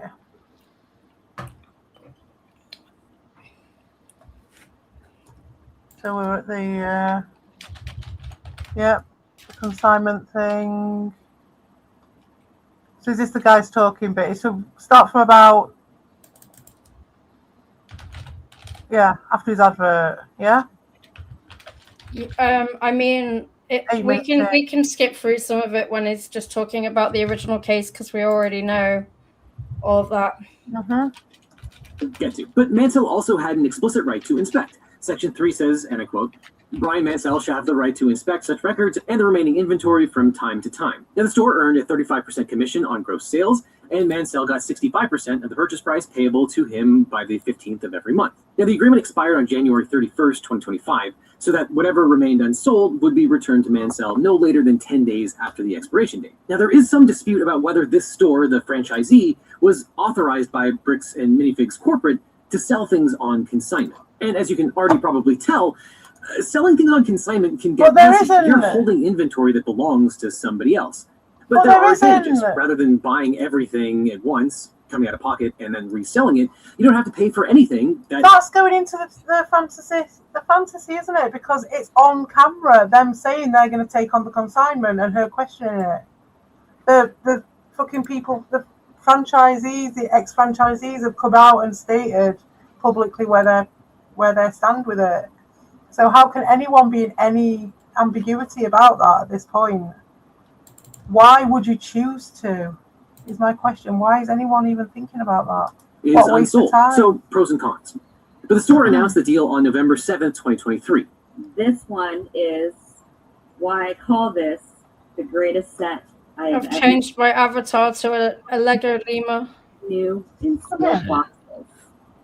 And the collection and the sales. And for almost a year, it worked. The store sold sets, Mansell collected his cut, everything tracked on a spreadsheet and backed by receipts. And this particular store in Salem, Keizer, Oregon, was owned and run by Crystal Law and her partner Benjamin Gorman through their company named BAMF Salem One LLC. So Bricks and Minifig Salem One LLC. So to try to avoid confusion, I'm going to refer to the original owners of this particular franchise as the Gormans. Not to be confused with Bricks and Minifig corporate, that is the franchisor. And by the Gormans' own account, about half the collection had sold by early November 2024.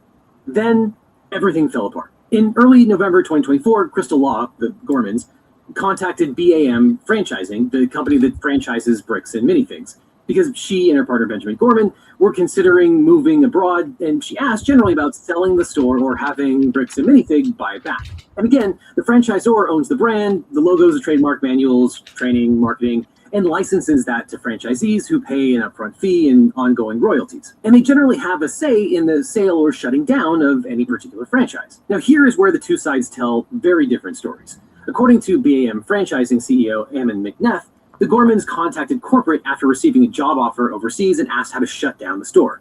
McNeff says that BAM informed them that closure was not an option. By that point, he says the Gormans owed roughly $200,000 in unpaid obligations, including the original purchase price of the business and accrued franchise royalties. Now, there is a discrepancy in the amount the company later claimed that she owed, because BAM would later tell police that the Gormans, quote, currently owe the company over $100,000 in royalties. Now, it's undisputed that the Gormans wanted to shut down their franchise, the Salem 1 franchise, and reached out to Bricks and Minifigs Corporate to do so. The Gormans are suing them as well. Salem 1 LLC owed...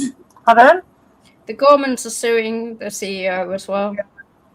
What, for how they kicked him out and everything, Yeah, Yeah, it was illegal, wasn't it?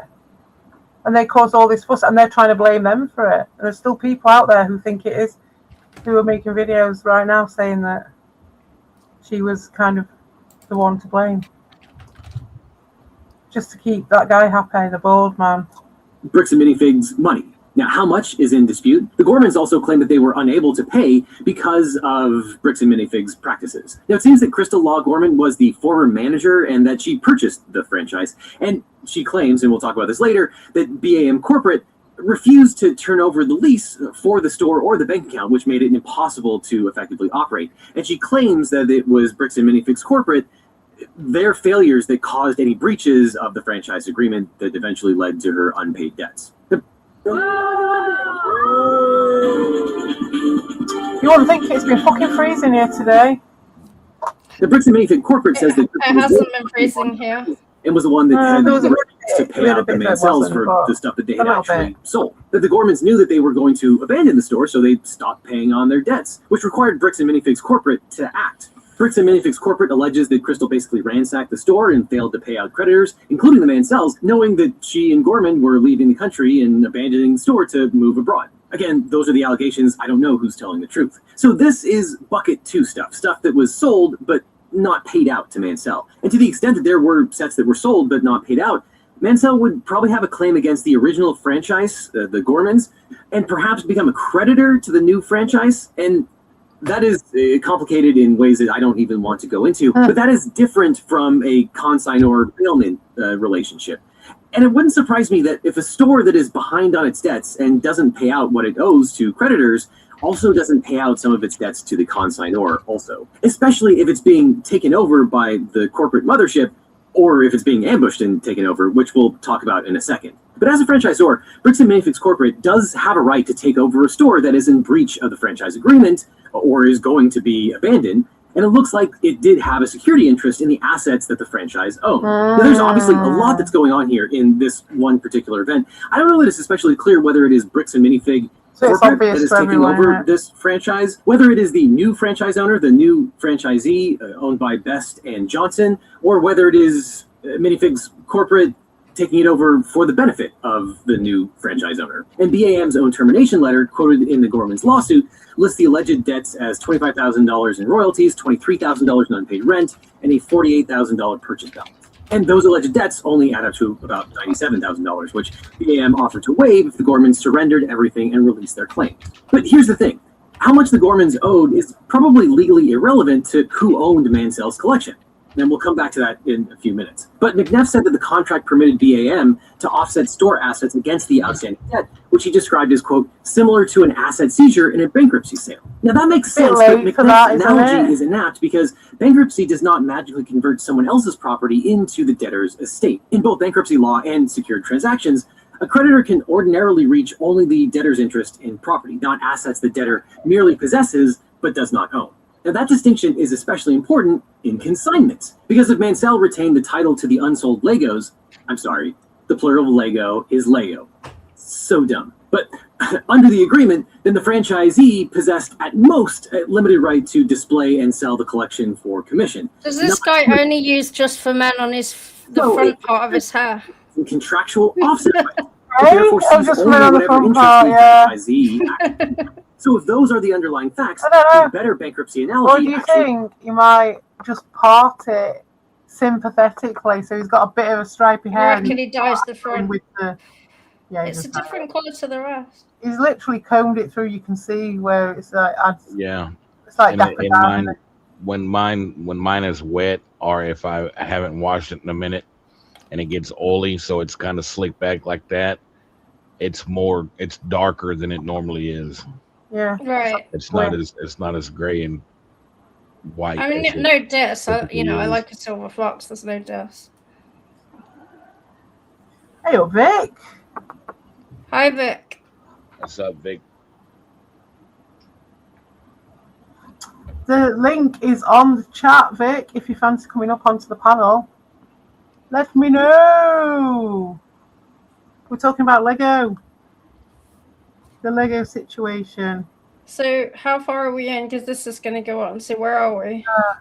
We're still on the talking about we're into stuff that's not. It's not just this is his stuff, isn't it? We're into it now. Yeah, this guy's usually pretty good.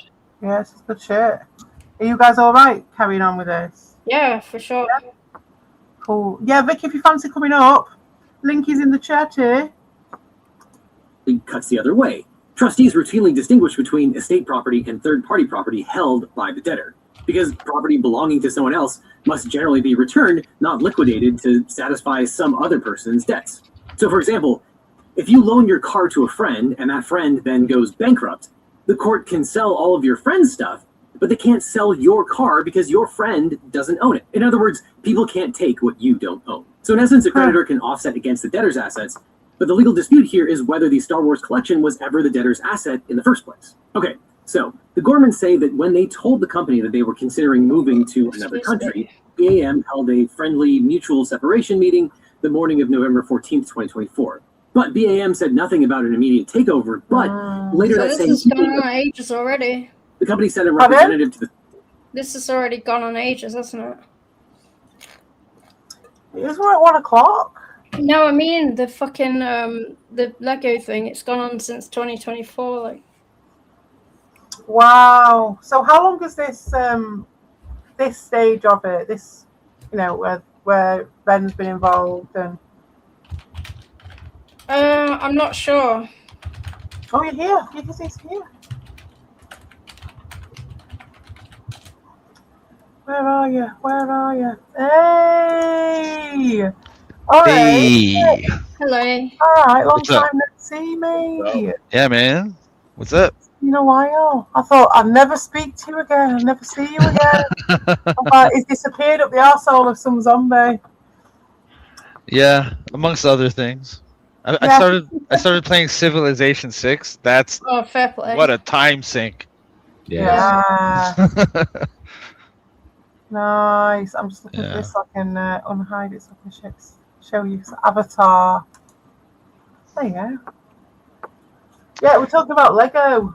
Yeah, I don't know much about this situation, but I've been hearing ads for this place. Apparently, there's this place near me.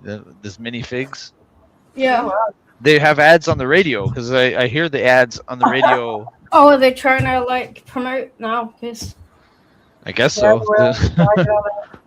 I mean, they were really respected before. Like they were. They're your destination for all things Lego.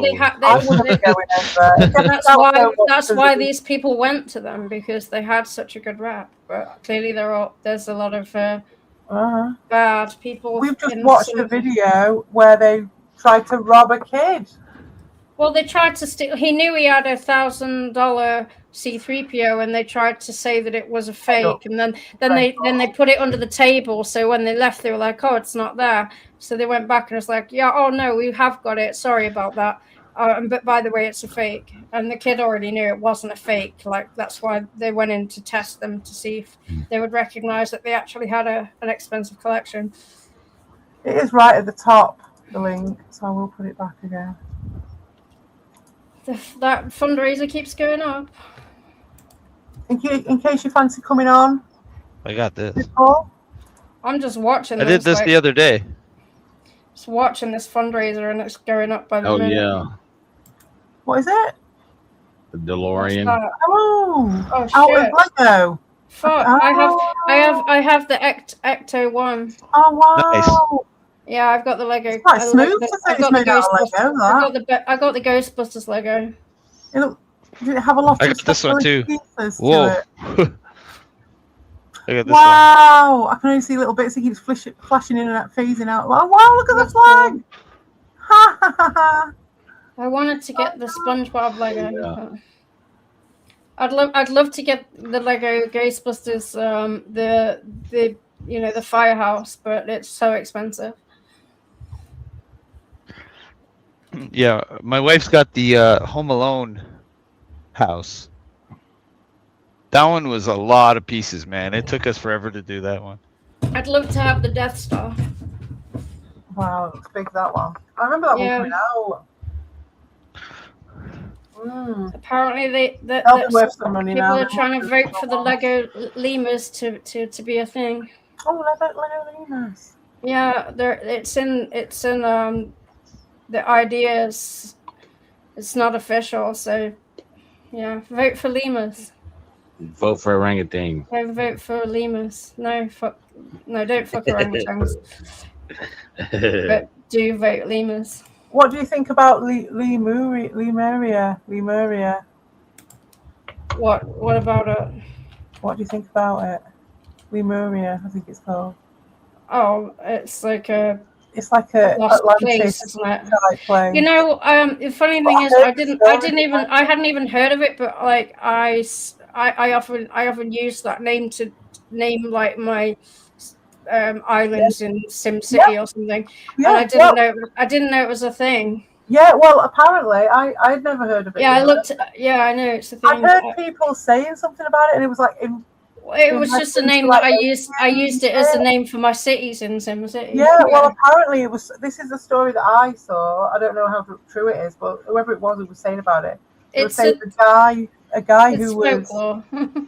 he was checking out some lemurs. Lemurs in Madagascar, yeah. Yeah, and they were on one set of islands, on another set of islands, but not in the middle. And they didn't know how they invented Lemuria, and then because believing it. It might have been that it's possible, absolutely, that they might have been connected.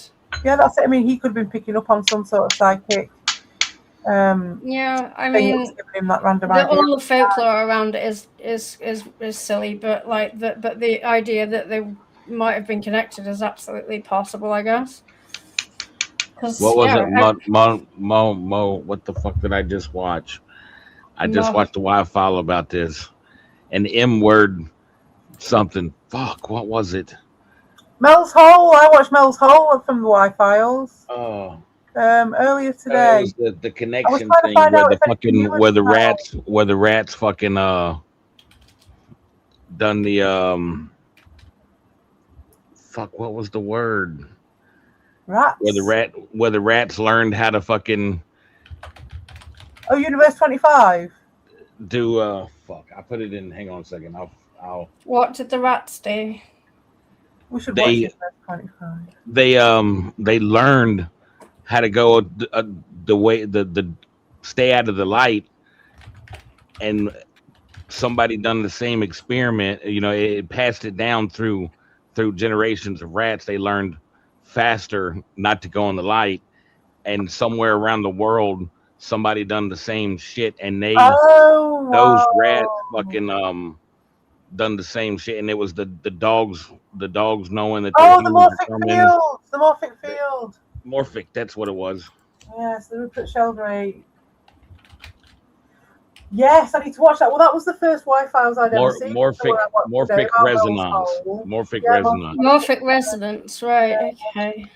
They used to think that pigeons... What's that got to do with rats? Because what Papa was saying is once one learned it across the world... But rats are already, like... The experiment was... Rats are already photophobic, though, aren't they? The experiment was trying to get the rat. You know, you had two different ways of going. Oh, you mean... One way was short, but in the light, and one was long, but in the dark, or something like that. I can't remember which one, but they instead of going the short way, that's what they every time they'd done the short way, but they would shock them or some shit, but so they would go the other way, and they would get new generations of rats, and it would how many. It was like 22 turns before. You know, they Well, would. So they got faster and faster at learning Yeah, the they shit learn until the they maze. automatically knew that shit. And Yeah. But then rats across the that world that had absolutely ants. nothing to do with The that. same thing happened with ants. They learning. They evolve in the same way, even though ants are separated by like fucking oceans and shit.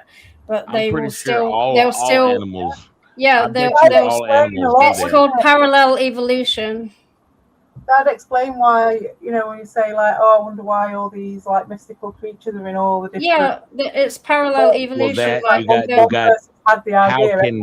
How did the Aztec and the Egypts fucking build the same fucking way and they don't know nothing about each other? How I've did seen this? it before. I've seen it happen with people where, like, I don't know, in the media of some sort. I don't know which one specifically, but like, once one person has the idea, it's not just copied, is it? Sometimes it's like all of a sudden the same person has exactly the From same everybody thinks it at the same time. They open the floodgates and the whole thing just opens up to all these like at any one time, everyone's probably having there's like a million people having the same fucking and idea. evolutionarily it makes sense, doesn't it? Because like it would ensure that the job gets done or the trial it's in our DNA.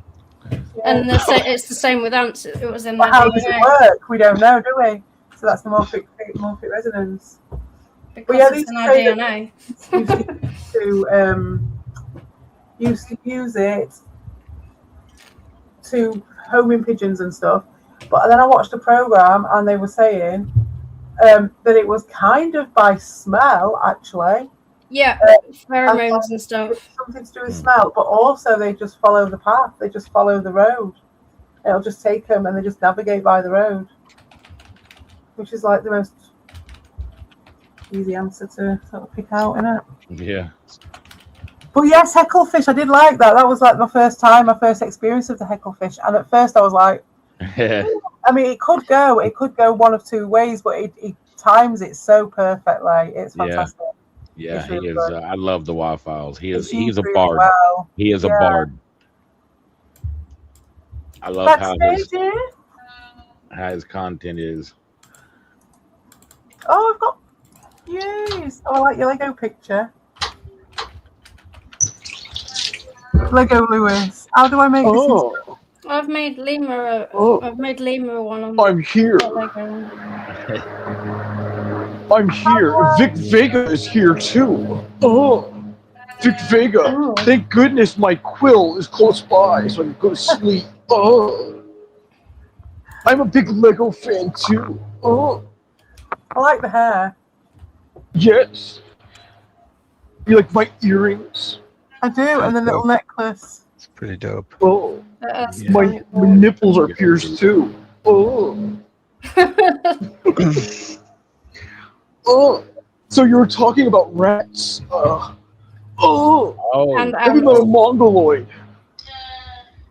Yeah. I saw rats while I was in the back alley. Heavy metal mongoloid. Oh. And this is Ludum. He would say, "Ya prick," and I would get all gushy. Oh. Where is Slotham, Lewis? What have you done with him? He's hiding from my inferno. Oh. That Legal Eagles beer reminded me of Dean's. Too much just for men. Oh. It's so good. Getting a glaze. Oh, Dean Weenie. I'm sipping on a Mountain Dew right now. Oh. It's like Lewis and Napoleon Dynamite. I know. I'm getting married. It is. I have a cold because my inflections in my voice are very disturbing. Oh. I'm getting married soon. It's gonna be Lego themed. Oh. We're getting married in front of the zebra print. Oh. I bid. Who's gonna marry me? Who will be there? King of all buttocks marry me. Oh, buttocks. Well, he's gone as well, hasn't he? He is. I'm going to mute myself, and maybe I'll chime in, maybe I won't. I have a thing called a life, so. Oh, right, yeah. Well, Bobsy might have something to say about all this. Put that so you can actually see you. So if you want to see this guy, he hasn't got just for men. He's more like a buttocks sort of beard. He's got the salt and pepper. Yeah. He's got like a coffee ring there from the big gulp. So He's got the buttocks wardrobe too.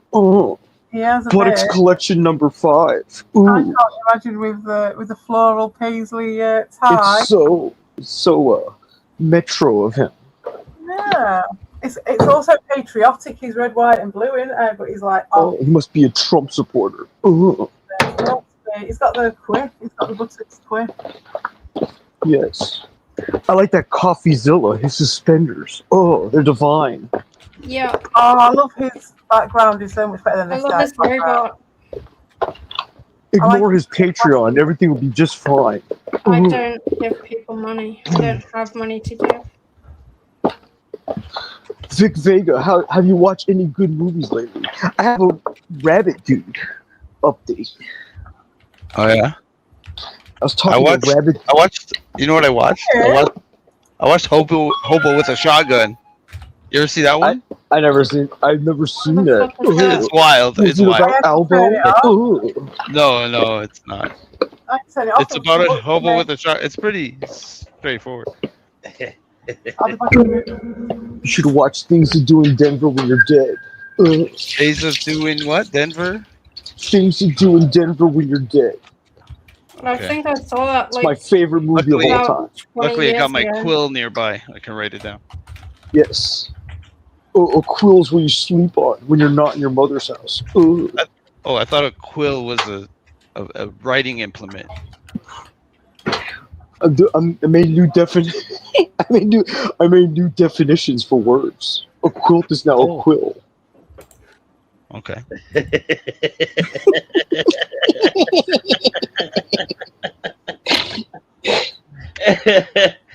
And our Rabbit Bunny, who's not safe from Abel, had a great review of Heck and Steve's video.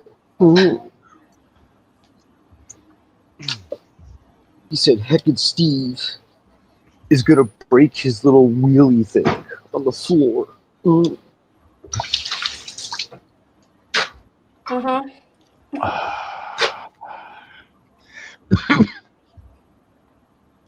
Are we gonna watch We more should ask Heck and Steve if he's a Lego fan. So this guy's like a Latu guy. This is a Latu guy. Who is not a Lego fan? I mean, who doesn't like fucking Lego? Yeah, like if you have to have zero soul in your body not to like Lego. Right. It's awesome.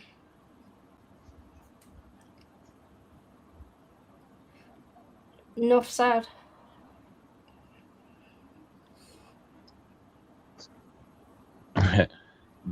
So what's the story with this thing? The irony of saying something like that alone in a chat room by yourself. That is what?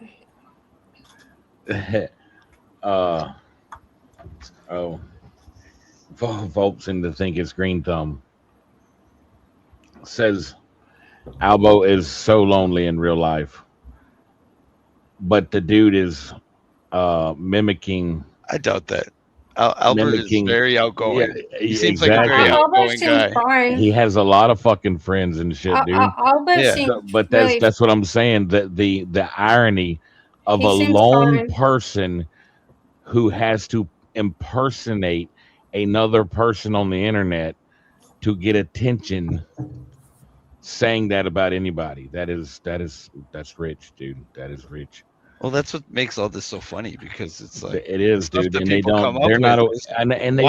not aware of it, dude. I fucking met Hyatt last night. I interacted with Hyatt last night. Oh yeah. Yeah. So no. Some of these people just they have no self awareness whatsoever, dude. Oh yeah, it's like, dude, they're delusional. Yes, Delusions. Holy shit, it is crazy. Straight up I delusions. thought I was crazy, bro, and it's like, no, yeah, I'm not fucking crazy at all. It's I'm no a normal different, motherfucker. It's no different than Tony Chase thinking Satellite Man's beaming him in the face. It's the same shit. Yeah, it's some crazy shit, dude. But yeah, I interacted with Hyatt last night, and it was interesting. There's some interesting characters in this neighborhood. Yeah.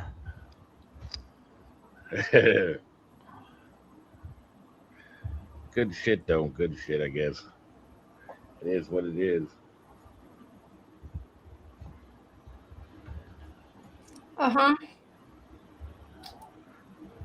So, what's the story with this minifigs thing?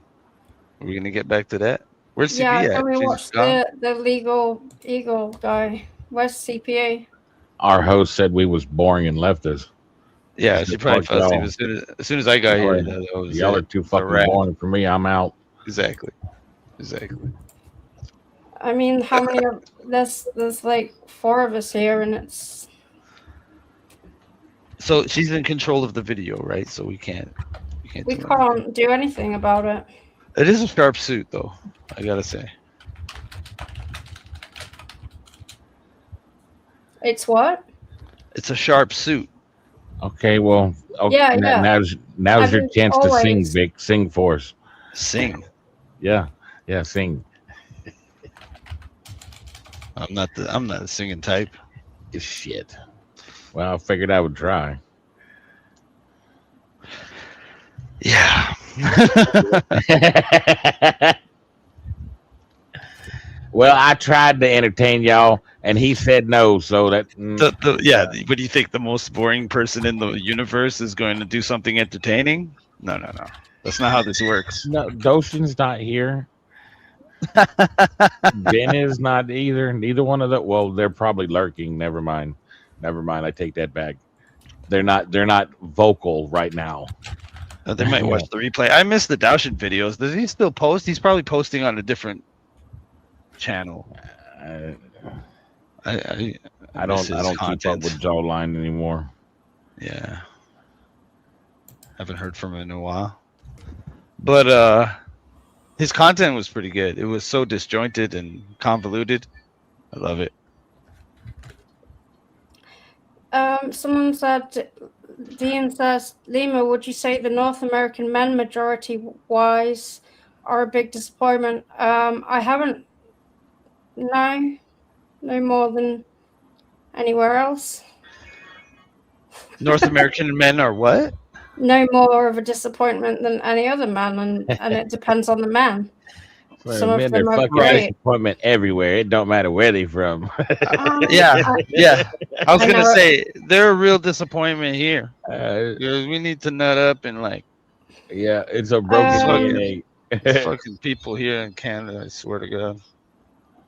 I'd say that I have been disappointed by men internationally, but that doesn't mean that everyone's bad. I've also been disappointed by a lot of my female friends, so that's how it goes. I'm back. How the tables have turned. Now Red Bull's making breakfast, and it's night time for me. Yeah.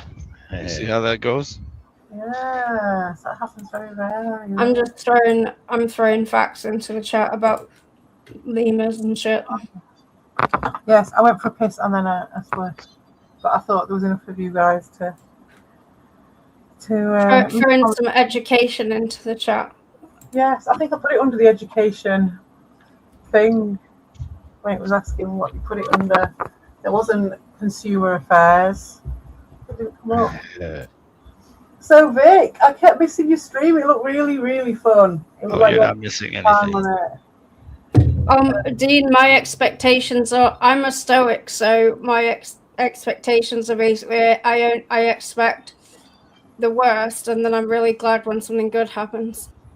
I feel like I'm the same way. Yeah, I don't always have high Liam is expectations. probably married. I always have low expectations. Someone said Hell Liam is yeah. probably married, and we're not going to talk about that.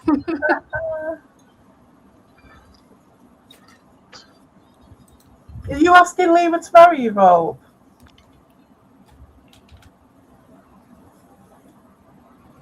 No, is the answer. You can tell when someone's used AI. It's annoying me more and more. There's like channels that I watched that used to be alright, and that you can tell that they just put it through the AI, and it just gives it a bit of a pin of it. I recently fed some lemurs by hand, by the way, if anyone's interested. Oh, did you? Oh, I wanted to show your Lego picture.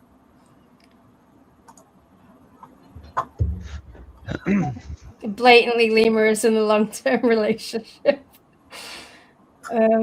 Yeah. Oh, cool! Lots of specialised pieces there for the lemur. Well, it's not real. I mean, that There's one's not really any Lego of any sort. No, in it. there isn't. It's crap. And look how small. I'm gonna change it to a. Yeah, but the reason was because I wanted the hat on it. That's why. Oh, that would be a massive. Because there's there's a of Lego if the dots were that small. No, because there is one. There is actually a Lego one that someone's proposed, but it's not got the hat. It's not got the tinfoil hat. Even though I only wear the tinfoil hat, ironically, of course, because I'm not the unicorn. I want to make. I'm gonna have a go at making. I'm nearly out of battery on my phone. The unicorn is a thing because CP got me a birthday card with a unicorn on it, and it was a joke about one of us being the skeptic and the other one being the. I can't remember what it said. It was like. It was great. I've still got it. I saved it. I don't save any birthday cards, but I saved that one. It was funny. Yeah, it was perfect. I remember just seeing it. It was just so perfect for That's you. why we've gone with the lemur and the unicorn in our thumbnails recently on my channel. The I don't know stream.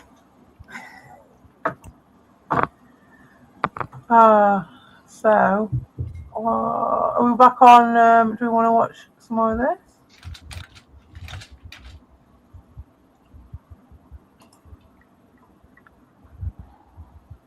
Yes. Yeah, and I want to know how this company is ripping people off. Oh, right. Do you not know? Right. So we are at the point. No, I don't know. I'm learning about it now. So this bit, where have we got to? Where he's saying the company center of I don't fucking know anymore. It's crazy, mate. It's crazy. There's just so much going off with it. Basically, the Mormons are human traffickers, and they work for the lizard people. What? Yeah. And they got all that from Legos? Yeah, they fund it. They fund. What the fuck? I did not expect that. You just threw me into left field right now. What? I thought we were talking about Legos. We're talking about human trafficking? No, well, that was just someone that we watched was saying about it. But really, basically, there's like a whole police. I think it goes a lot deeper, but as it's been shown up to now, there's a whole police force of a whole area that's just completely controlled.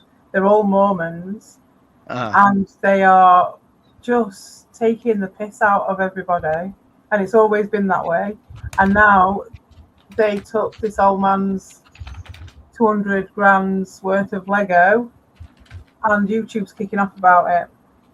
And these people are Mormon that are They're still all Mormons. I think even some of the judges are Mormons, and it goes deeper than that, I think, because this video that we were watching earlier, the guy was saying about how they've outsourced. Now I don't know, this is just something that guy said, but they've outsourced lots of the government work to the Mormons. And then when you think about it, they do all drive the same car and they're all wearing suits, and it's weird. So that makes sense that there's this massive entity, and somehow it's one small part of it's been threatened, and they all thought because they're such a massive entity that they'll just close ranks and get what they wanted. Like they just tried to nick that kid's C3PO, but obviously the internet has it's changed. There's a conflict that wouldn't have normally occurred. because like someone says in the thing, it's like they underestimated Lego and Star Wars and the internet. So it's like I think I've watched other than the Lego creators themselves. I think I've watched almost every video on this topic. Every time anything lands, like the thing is, I was a Reckless Ben fan before, so I always watch his shit. But so I didn't know this was gonna like. When I watched it, and I didn't have any idea that this was gonna like get this big. It's crazy. Yeah, so we've been watching all the videos that we've got, and this is a legal guy who I've never seen before, but everyone says it looks a little bit like Buttocks. And we were seeing, and he's got like a much more in-depth take on stuff. And he'd got into, I think, just the point where they were talking about consignments, because basically they took a consignment on worth 200 grand. It changed hands, and there's loads more to it than that, but it changed hands. They stated on camera that they were going to take that on. The other guy's got a contract where they said they're still under they're still legally yours, but we're holding on to them. And then they just turned up to say what's going on with the Legos, and the guys were like, "Yeah, just sue me," you know. And now they're trying to say this guy's been stalking him and attacking. They're trying to do the whole thing, like make him look crazy, just completely discount everything. But there's just so many dink dinks. There's a whole police force full of dink dinks. So it's interesting. So if you want to have a listen, see if you can work out what the fuck's going on. I think at this point they're talking about, the last I heard, he was talking about how the last franchisee had a debt apparently to the company, and so they were kind of saying that they were just going to take that guy's property as payment of someone else's debt, and they're trying to argue it on that, which it's just mad that any of it's even got this far. But I also thought, because he did say something, that Crystal, who's the lady from before, the first franchiser, she, Dave said, I think it was this guy said earlier on, that a lot of those fees that they've got came from issues to do with the company and all that shit, which makes you think, doesn't it? If they'd, ousted him and then they give him a load of like fucked up fees and shit afterwards, and now they're using that, I feel like that it feels like the company inflicted this. It just blows my mind that a company can get this big just off of selling used Lego. Yeah, it's fucking wild to me, because like there's not even a used video game store that is this big. Like, I mean, I guess GameStop, but they don't deal with older than, you know what I mean, like the previous. Yeah, well, now they do online. Antique Lego. But it's like, how do you get this big just selling like Legos? By robbing £1,000 Lego. Maybe that's what they do. They rob people's Legos like and sell them. This isn't that's just how like you do it. A one-off. So, Leva, you were saying there was a lot more cases, not just the C3PO guy. I didn't know. That's the only other one I saw. But then the only other one I know of is the original franchise owners. I don't know. I don't know about anyone else. Wow. I imagine that more will pop up because of this, though. Yeah, you have to see some of the original footage, Vic, because it's just crazy. But this guy's called Reckless Ben. You should just check out his earlier videos to get some of the backstory of it, because it is just crazy. Some of the stuff they do, like they put a poster outside his house and he's trying to get him arrested for it. The coppers are going for it. The guy rang up the coppers. I can't get over this. The guy rang up the coppers and told them if they didn't come and take this guy because he was harassing him, that he was going to kill him. And then they came over and arrested the other guy, the guy who wasn't making threats to kill people. And part of the reason he was doing it is because he put a poster up outside his house and shit. It's like they're doing like messing about, trolling and stuff, and those guys are like trying to fuck his life up. Sounds familiar? Very similar. Very similar shit. So should we go at this one? Store to demand the keys and threaten to call the police, warning that if they resisted, he'd, quote, I talked to her. If you fight this, then you're putting yourself into a whole lot of shit. That representative was Kai McAllister, BAM's director of operations. And while McAllister ran the seizure in person, he was on the phone with Brandon Best, who turned out to be the incoming new owner, all while Crystal Law was being walked out of her own store. The whole exchange was captured on the store's security system, with a Ring recording corroborating it. And the Gormans told McAllister on that recorded call that the store held Mansell's consigned collection and that Mansell had not been paid for unsold sets. According to her complaint against the company, McAllister responded that BAM's corporate office was, quote, assuming responsibility for the consignment agreement. That is, of course, contested. Then the next day, when Crystal Law again tried to sort out paying Mansell, a BAM representative brushed her off, and according to the recorded conversation, quote, Law stated that the consignment collection owner has not been paid his percentage yet, and that, quote, if I don't have my tickets, I won't know how much I need to pay. And apparently BAM's representative dismissed her concern, stating, quote, that's a business thing and not necessarily yours. Because taking on the business, he takes on all that consignment. Now, later, every person tied to Bricks and Minifigs, from the CEO to the new owners, would later insist they knew nothing about the consignment. Or alternatively, that this conversation wasn't binding on the relevant parties. Now, there are some circumstances where one employee doesn't have the ability to bind the whole company. This is complicated and is going to turn on a lot of facts that we don't have. But as she was removed, Crystal photographed the shelves. Her lawsuit says that she and Gorman took roughly 220 photos and 11 videos that night documenting the inventory.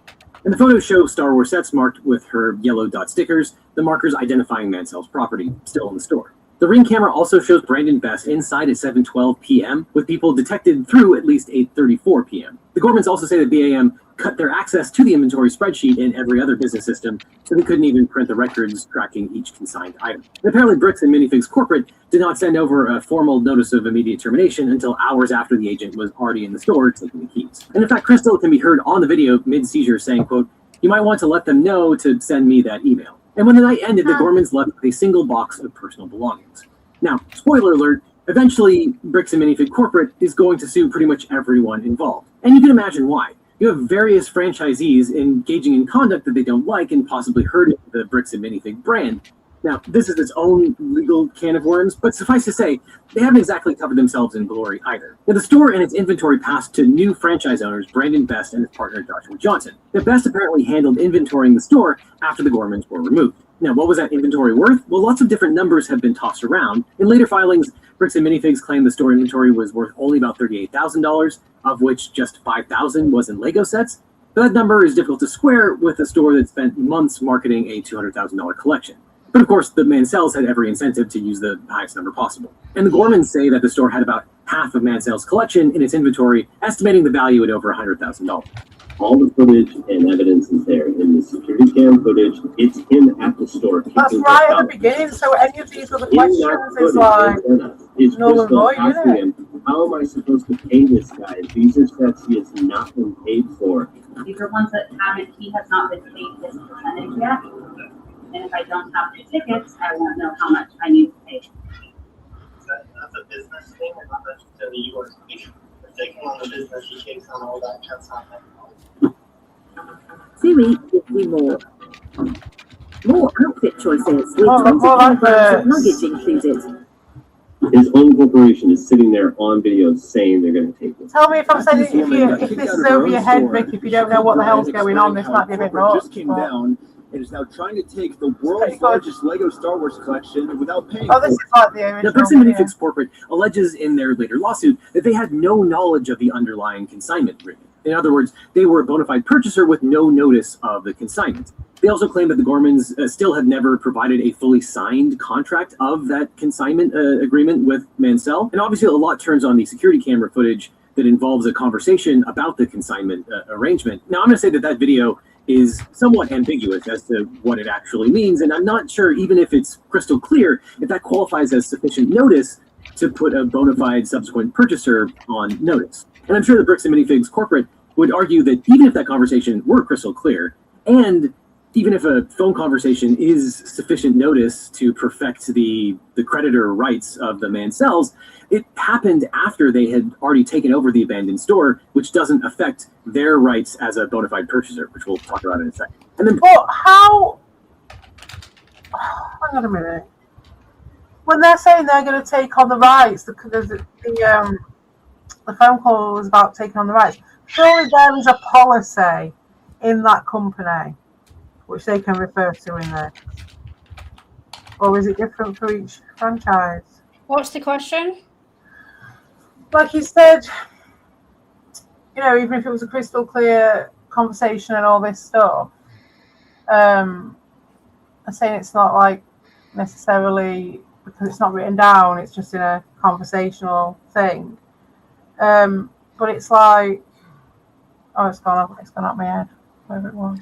Just play it, and play it again, or play Even if it's crystal clear, if that qualifies as sufficient notice to put a bona fide subsequent purchaser on notice. And I'm sure the Bricks and Minifigs corporate would argue that even if that conversation were crystal clear, and are they talking about the franchise being taken over? Affects the creditor rights of the man cells. Yeah, it seems like that. It seems like that changeover was highly illegal. They need to give them notice. Yeah.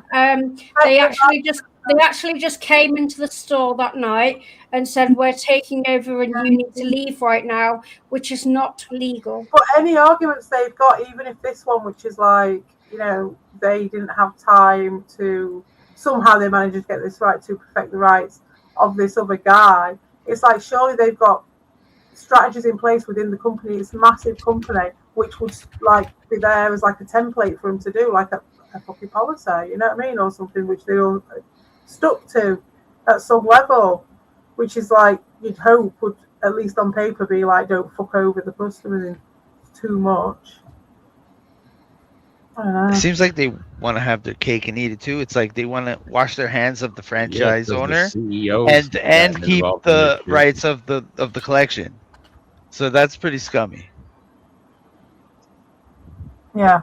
But I don't understand the consignment. So was that guy like paying off the Lego sets? No, they were selling them for him. Okay, so he's selling it through them.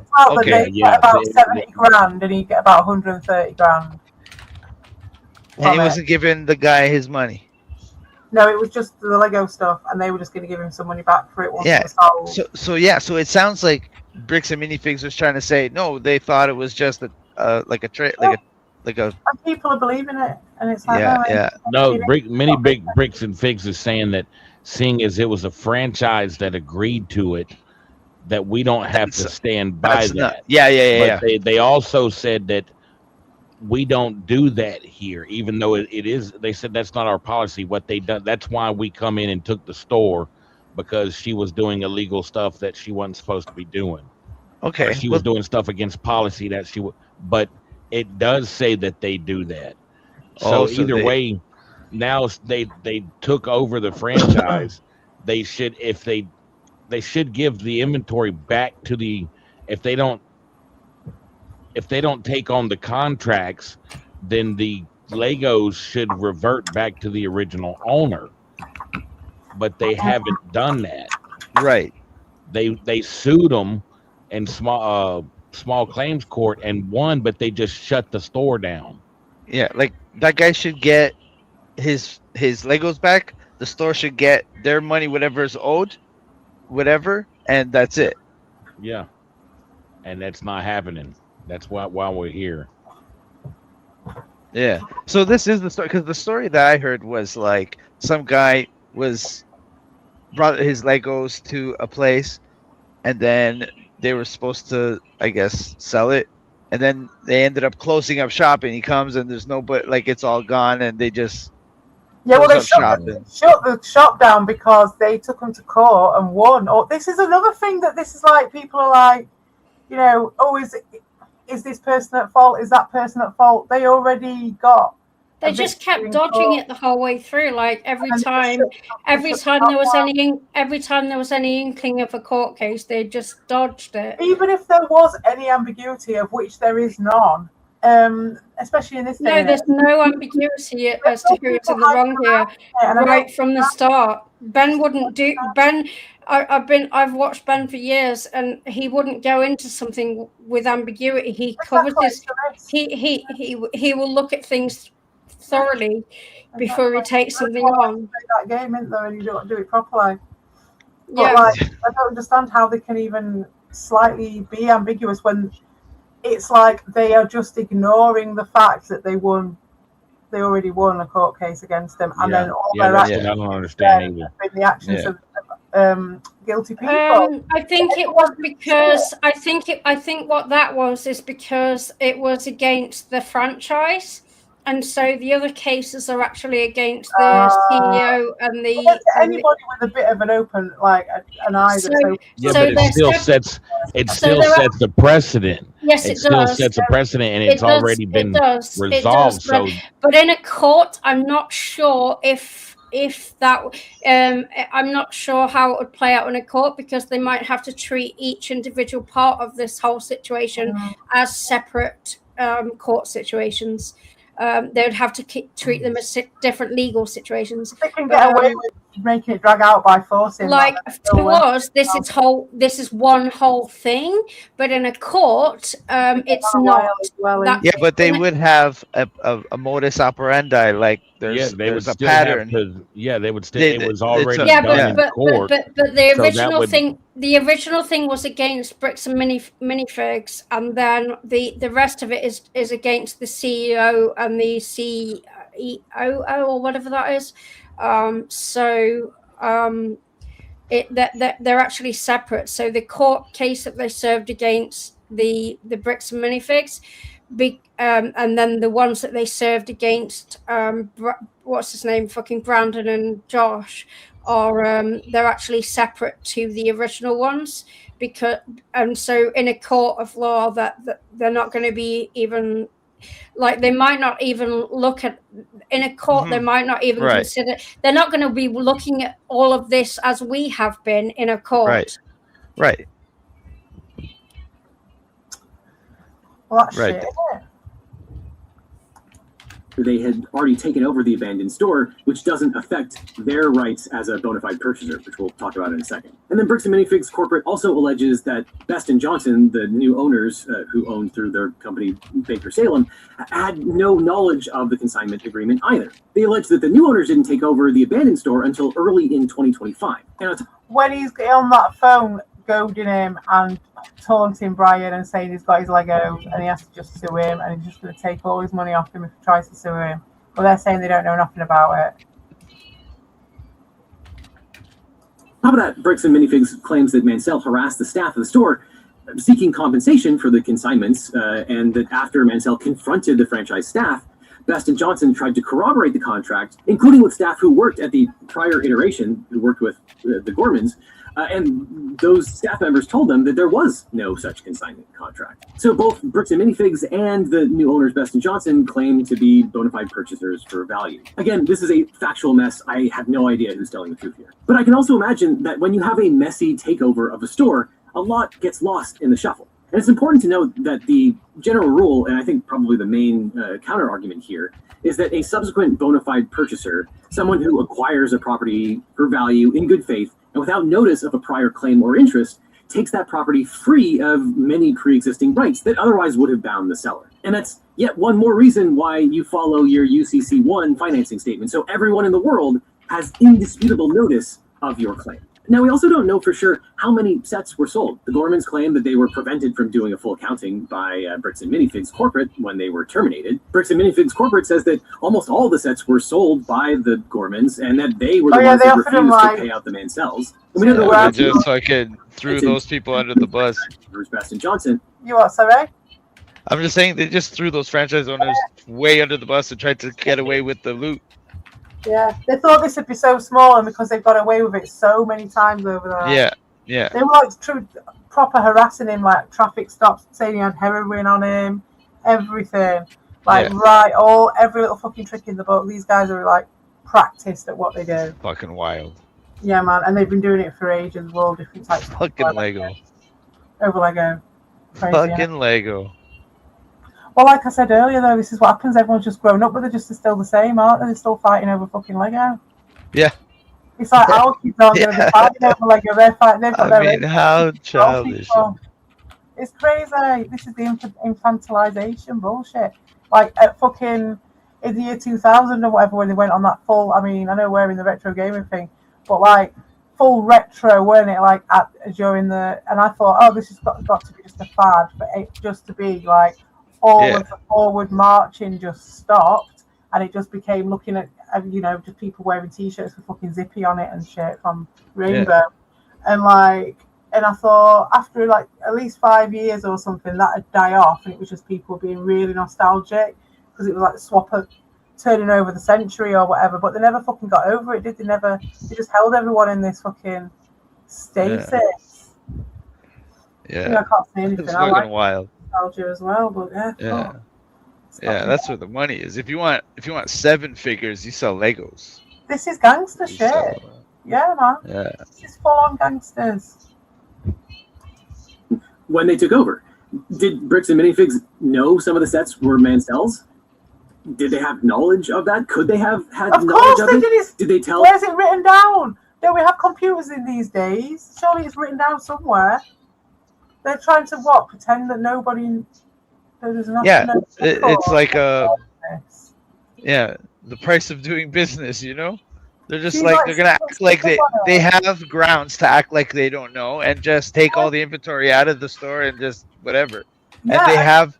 Of it, they move. And they look justified because they're like, look, these people are fucking up. We're just gonna shut this down. Set it down. So they look, they get the moral high ground and everything. It's like, and they get to just sweep this all under the rug. Yeah, they got wind of her potentially moving because her fella had moved away and she was going to go and join him. So she gave him like plenty of notice, and they just were like, that is a really profitable sort of set of fucking shit that they've got in that shop. So they just swooped in. I would think that they'd fucking put them extra charges on her as well, just to sort of sweeten the deal and make sure she fucks off. And they were in it for the fucking Lego. They knew exactly what they were fucking doing. They wouldn't have even moved in on that shop so quick. The moral of the story, and I don't get this consignment bullshit. Why not just sell it yourself? Or if you don't want to deal with that, just sell it outright to the store. Just make a deal with the store owner and be done with it in one shot. Why go into this relationship basically where you're going in and it's like you have to trust this person?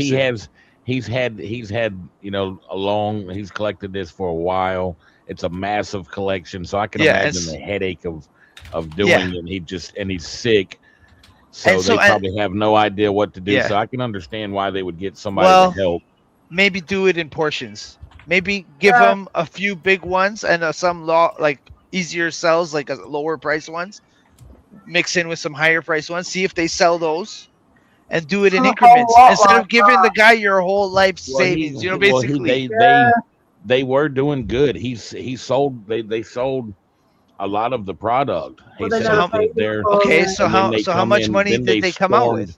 Then they stormed the fucking place and took over from the corporation. Come in and fucking corporate office took over, took the store from the franchise. So it was no longer a franchise; it was corporate. Yeah, and then those things just got dissolved in the fucking. Now we don't. There's no record of this stuff. Yeah. Which is bullshit because they actually talked to him on the phone and he admitted it. And you would think that conversation would be a smoking gun in court. Yeah, well, you said that they did win the court case. I mean, it's the lizard people, mate. Lizard people that go underground tunnels. That's what I'm talking about. It's the only explanation. It's the only rational explanation. It's lizards and aliens, underground tunnels. Best & Johnson, and even assuming that Best & Johnson and their company Baker Salem knew that some of the sets were Mansell's, they might not have known which ones. Some were probably marked, but seemingly not others. And the termination created a fog that might have made it impossible to know exactly how many sets were left, how many were sold, and how many were paid out. But as you can imagine, no one knows the full story here. And some of that might have been intentional, some of it might have been negligent, and some of it might have just been a byproduct of an emergency situation. So what happened? But it wasn't an emergency situation. What is he saying? The store to see what was going on. All the store. She's actually gone on. They've both gone on camera, haven't they? And stated what their situation was and how they got out and how they got ousted. And she'd given them notice, and she was prepared to be there for a lot longer than she expected. Than they than they did. She expected to be there longer than she ended up being. So, like, it was never going to be an emergency situation. I don't even know how that's even on the fucking menu. It's crazy. And I said, what happened to Crystal? He goes, well, that's kind of a private matter, but the corporation's taken over the store. There's something I can do to help you with. I said, well, yeah. I am the owner of about half your store's inventory. All those vintage Star Wars sets you have in there are ours. And he goes, oh, I don't know anything about that. I said, well, you better get to learn about it because I have a contract, I have photo evidence, video evidence, like that is See me as a man with a cap.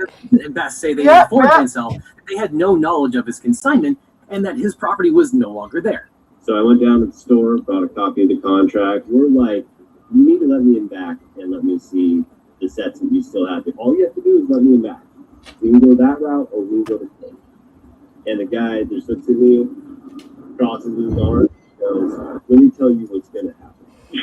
If we go to court, we're going to drag this thing out so long, and you're going to end up spending so much more money than your collection is ever worth and what you ever would have gotten out of it, then it ain't worth it, man. So if that's the route you want to go, and I go, that's really the route you want to go, rather than just letting me walk in there. And he goes, well, what am I to do? So at least at some point, Mansell provides a copy of the consignment contract and a formal termination to the new owners, if not BAM Corporate itself. Now, Brixton Minifig Corporate claims that they still never have a fully executed contract, that they only have a version that was unsigned. But also keep in mind that at this point in this saga, Brixton Minifig Corporate doesn't have possession of these Legos.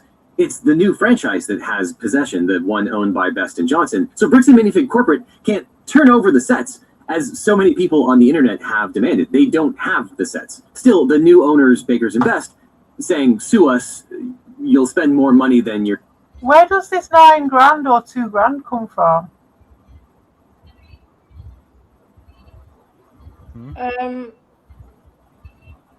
I don't know, carry on.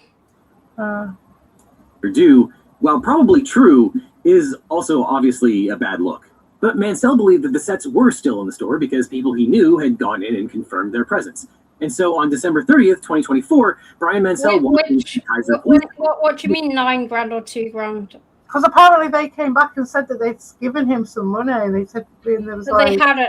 they had so perhaps lie.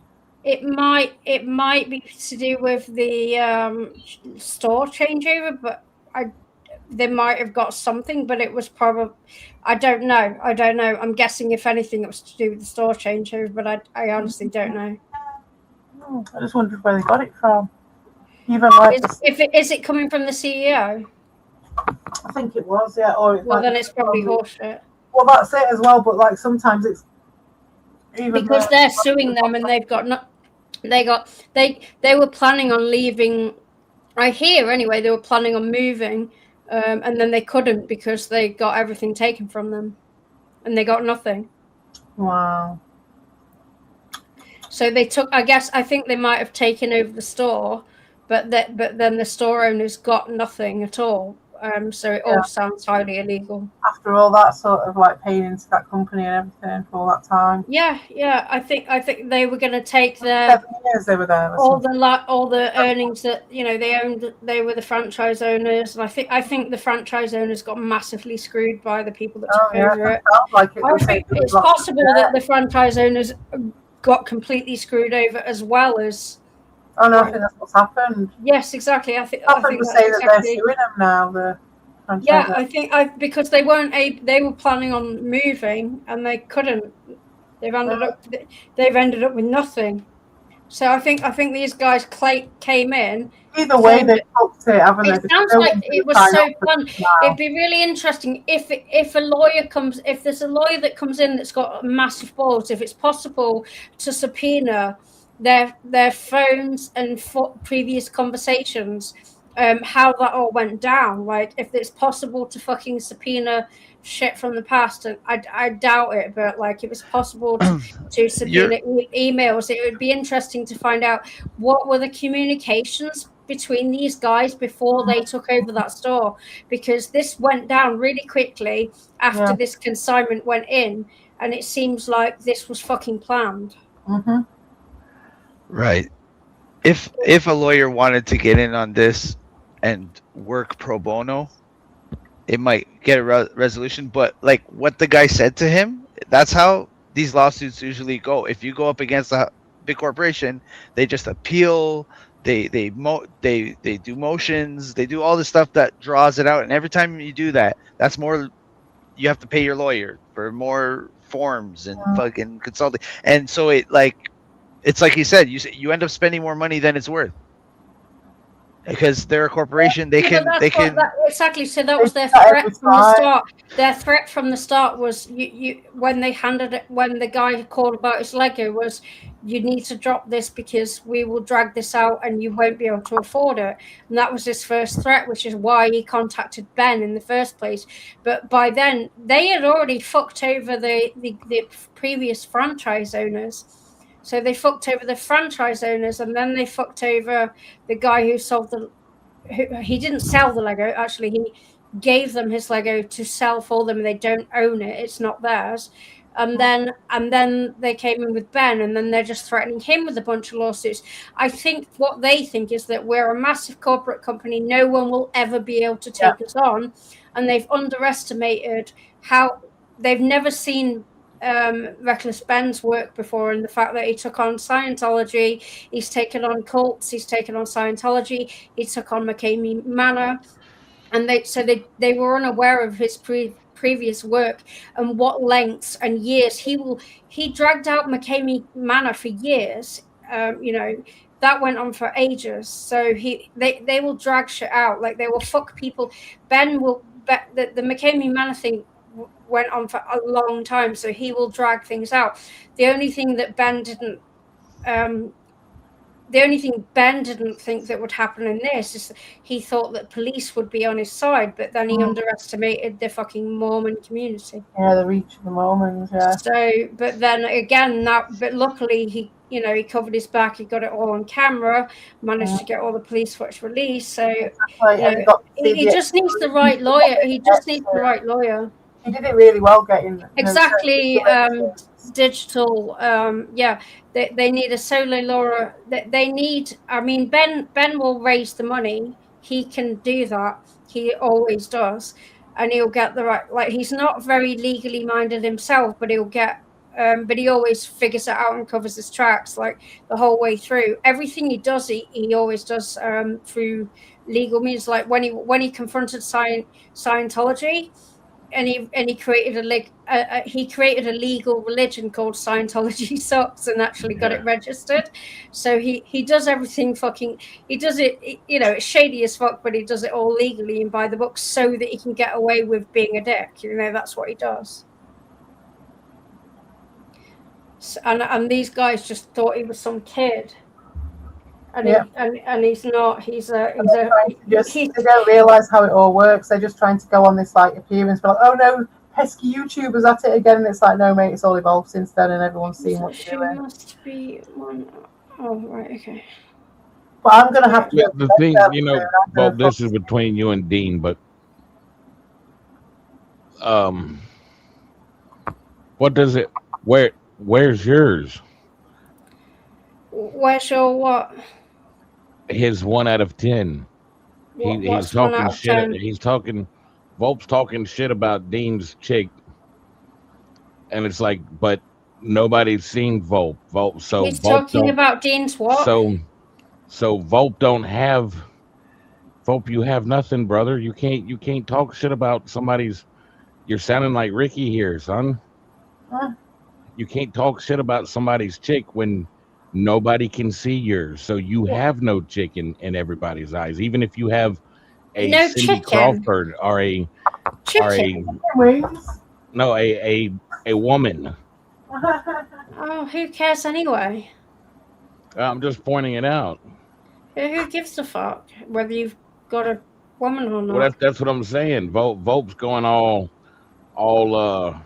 sideways on Dean about Dean's girl, and it's like, bro, How could you go sideways on somebody's chick when nobody's ever seen your chick before? Well, So weren't you nobody's. saying earlier that you can judge people about how they talk? Like if you're talking like that, like what's going on, bro? Like don't do that. I mean, even my it's current partner, last partner. Does it really matter what partner it was? What's the point No, bro. here? Like why does Ugly. why do any of you care? Ugly people. That's not a thing. It doesn't matter.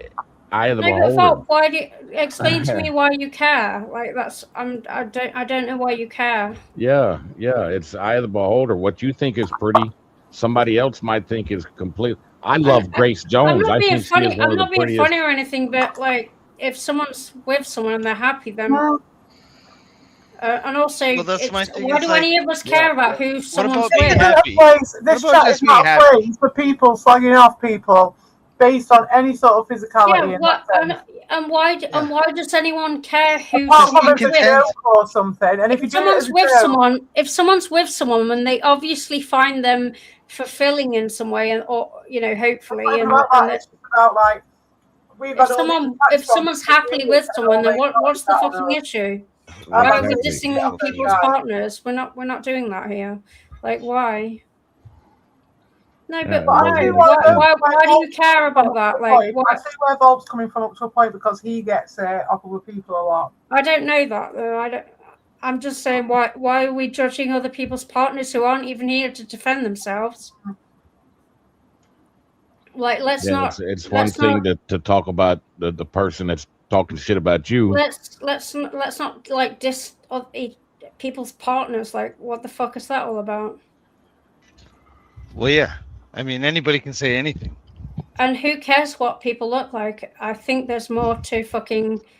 Yeah, me too. We all get old, and none of us, no one stays beautiful. So fucking what the fuck? I'm eating a delicious. You better hope you got personality at that point. Ted Bundy was a pretty motherfucker, is what I've heard. So, Well, he wasn't that pretty. What I'm just saying, that's what they. They said he was a pretty boy, so it was like, well, if he was a pretty boy and you're judging him by his looks, well then fuck. I mean, it's for me. It was more that I love a Beetle. I would have probably got into the car because I like a Beetle. I do like a VW. That's hilarious.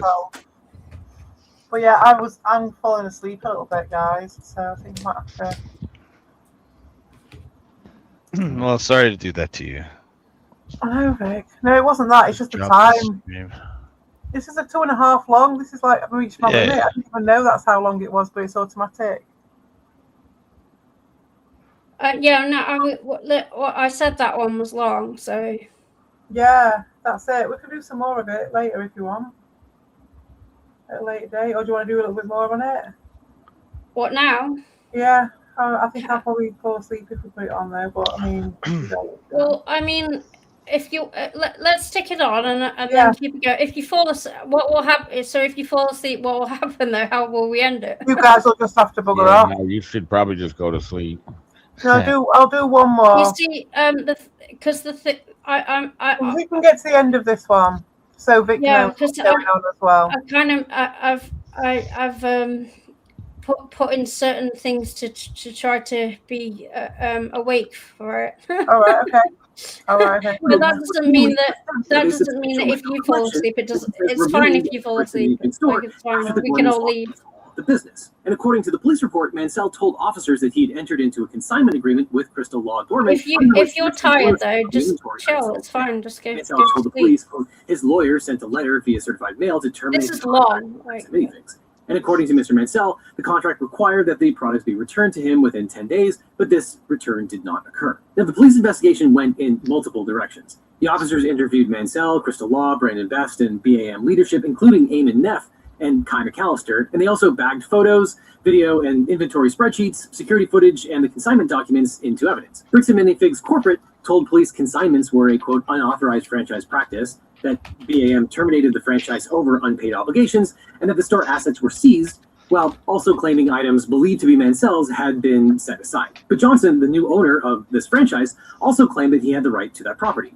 Here's the statement that he made to police, quote, "However, due to the claim that Mr. Mansell continues to call the business despite being told not to and encouraging others to do so as well, he does not want to give these items to Mr. Mansell." He added that he also doesn't feel he needs to, since the store's inventory became his once he took it over. So he didn't want to give the items to Mansell because of Mansell's phone calls? And why didn't the police order him to return the sets to Mansell immediately? Exactly. I guess we'd have to talk to the DA. Now, presumably, these exchanges were all caught on body cam, and all of Johnson's interactions with the police are probably recorded. And because body cam footage usually finds its way to the public, it's become its own cottage industry of videos on YouTube. And because of that, I highly recommend checking out Lindsay Ellis's documentary, The Macabre World of Police Body Cam YouTube. It's a fascinating expose on how this wildly popular genre of true crime content is altering social attitudes about law enforcement and who they ultimately serve. But the only place you can watch that exclusive video is on Nebula, who sponsored this portion of the video. Nebula is a streaming service that my friends and I...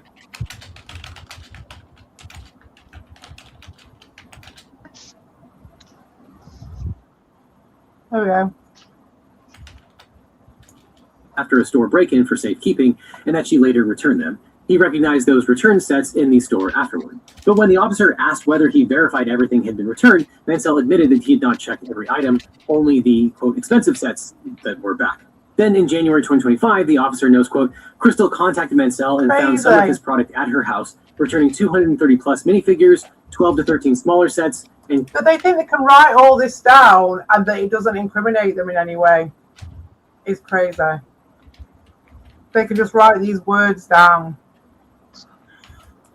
Cloud City sets. The officer explicitly says it was unknown whether she took them during the lockout or had possessed them all along. So the police suspected Crystal, and this had the effect of making Mansell believe briefly that the Gormans stole his property. But the thing is, even after those returns, Mansell maintained the major pieces of the collection remained inside the store after the store had been turned over to the new owners and corporate had terminated the original ownership agreement.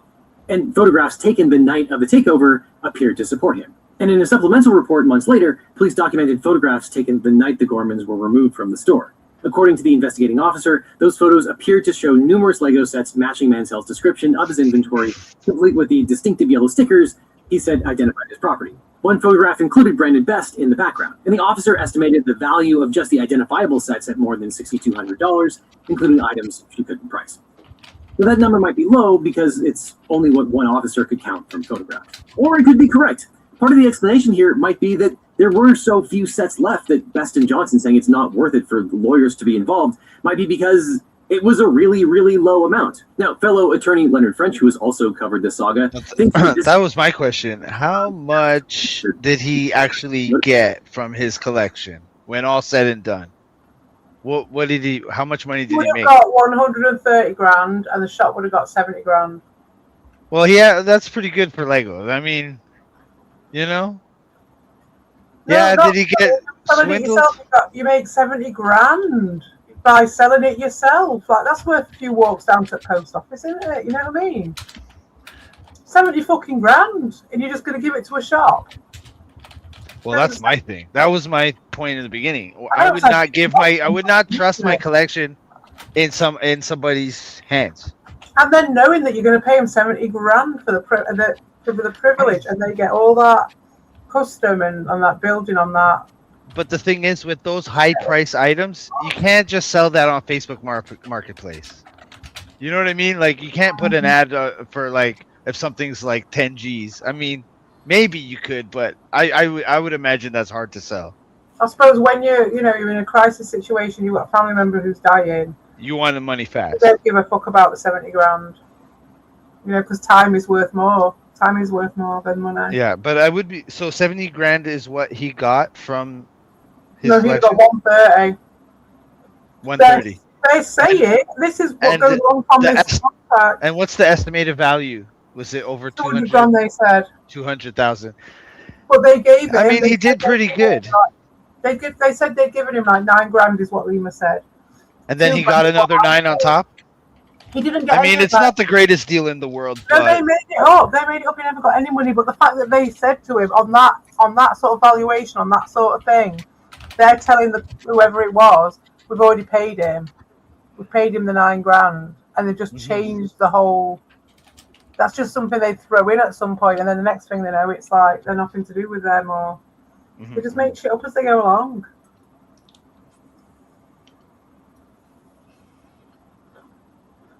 How can you justify if something's priced at 200 grand that you could even say to anyone, oh, well, we'll give them 9 grand? Yeah. But the thing is with collectibles, it's the price is only an estimation. It's not a concrete Not an auction, price. though. It's a shop, innit? Yeah, it's something it's a perceived. It's not, you know what I mean. It's not there's no MSRP. Let's see what these are selling for. You usually get like a 30%. Take 30% off, and that's usually what you'll get it for. It's like price charting. Same thing with price charting. When I you go by price charting, you look at it, and it's like, okay, this is just the average fucking price of what's been done. So you take about 30% of that off, and then that'll give you the number about what you should expect to fucking be able to get out of it. Well, he did get just over 3/4 of the value, so you got to think that they're stocking, and the people that work there, and the building, the rent and all that shit comes out of fucking when you get so that's why they're going to take their cut. That's why they're going to say they take their cut. Well, that's why they're going to do it for them. I mean, they are paying them to do a job. I'm just saying I'd be too tight to pay them to do that job, especially since they do a shit job of it. But even if they did it right, I'd be like, oh, fuck that, 70 grand's a lot of money. I'll do that myself. Yeah. Because, like you say, they're not going to sell them fast. They might sell them a little bit faster in a specialised shop, but are they going to sell them that much? A little bit of promotion. It's not going to do that much. People who are going to buy something at that price are looking for it. Yeah, that's true. Promotion and whatnot. It's not going to make any fucking difference. And it's not going to make any difference what shop it's in, whether it's in a shop or a lock-up or whatever, is it? Yeah, that's my mental block is right there too. Like, I don't get why he has to sell it through a store. Like say you will be moving house or something. Yeah, because there's there's so many platforms for selling stuff. Even that though, 70 grand is a lot of money. So even if you paid for a special storage lockup for that shit, you'd have to be running it. It'd have to be in there for a long time to be cost more than the 70 grand that you're paying for them to store it. You know what I think? Exactly. It's like a hell of a long time. Yeah, I just that's the part I don't understand. Like, why not just sell it yourself? Like especially in this day and age where there's so many ways. Like, there's eBay, there's locally on Facebook, or there's all kinds of Kijijis and all that shit. Like, plus you could probably even get with the items he had, you could probably get an Amazon store and sell it through Amazon.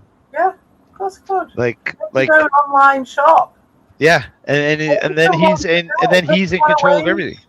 I don't know. Get a family member, one of the younger ones in your family, to do it a little bit, and it will definitely not come to 70 grand. Yeah, I don't know. It's yeah.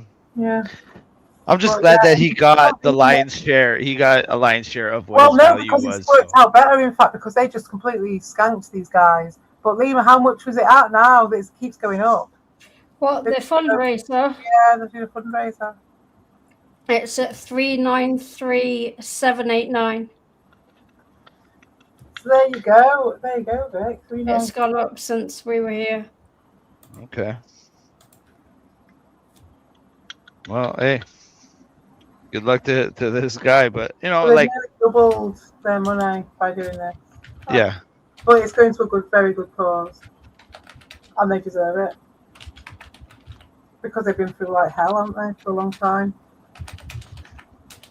Ready to go again with this? For a bit more of a download of info? I'm pretty skeptical, though. So this seems like it could be a pretty good criminal case, right? Someone owns property, another person's not turning it over.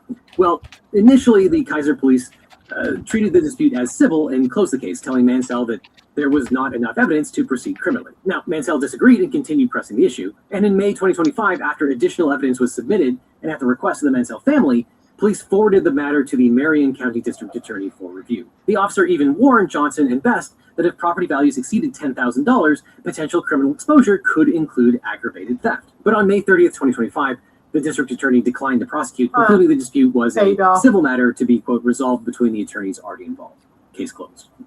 Now, So it's like someone didn't get the memo, did they? And they started like asking questions and just got shut down. No one committed a crime. It means prosecutors concluded they either couldn't prove criminal intent beyond a reasonable doubt, or thought the ownership tangle belonged in civil court, or it was just a matter that was too small to warrant the resources of the criminal prosecution. Now, a matter can be both civil and criminal at the same time. If someone steals from you, the state might prosecute them for theft, but if you want to get your money back, you would sue that person directly for the claim of conversion. We saw something very similar in the O.J. Simpson case, where he was found not guilty of murder in the criminal prosecution, but in the civil case, he was found liable by the estates of the murder victims, and he had to pay civil damages. But you don't need to try to run a fake lottery to convert something into a criminal matter. It already is or is not a criminal matter, and it can be both at the same time. But that leaves the central question hanging: when a franchise collapses, who owns the third party's property that's sitting inside that store? Now, when BAM Franchising terminated the Bricks and Minifigs Kaiser franchise owned by the Gormans in November of 2024 and assumed control... They do, because they said it on fucking camera and it was written in the fucking contract. Yeah.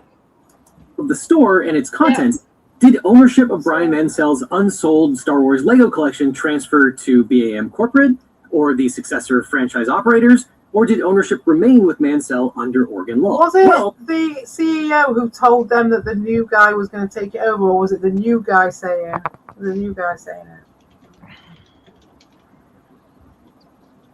Because if they come in, didn't the corporate people come in with the new guy to help these people out in the first place? Not sure. My brain's not working anymore. Under ordinary Oregon property law and the Uniform Commercial Code as adopted in Oregon, ownership of the unsold Lego collection likely remained with Brian Mansell. Note, however, that when you sell things via consignment, you really should file the UCC-1 financing statement. Leonard French, your favorite copyright lawyer, did a really great video on the various legal liabilities of this case, which you should definitely check out after you finish this one.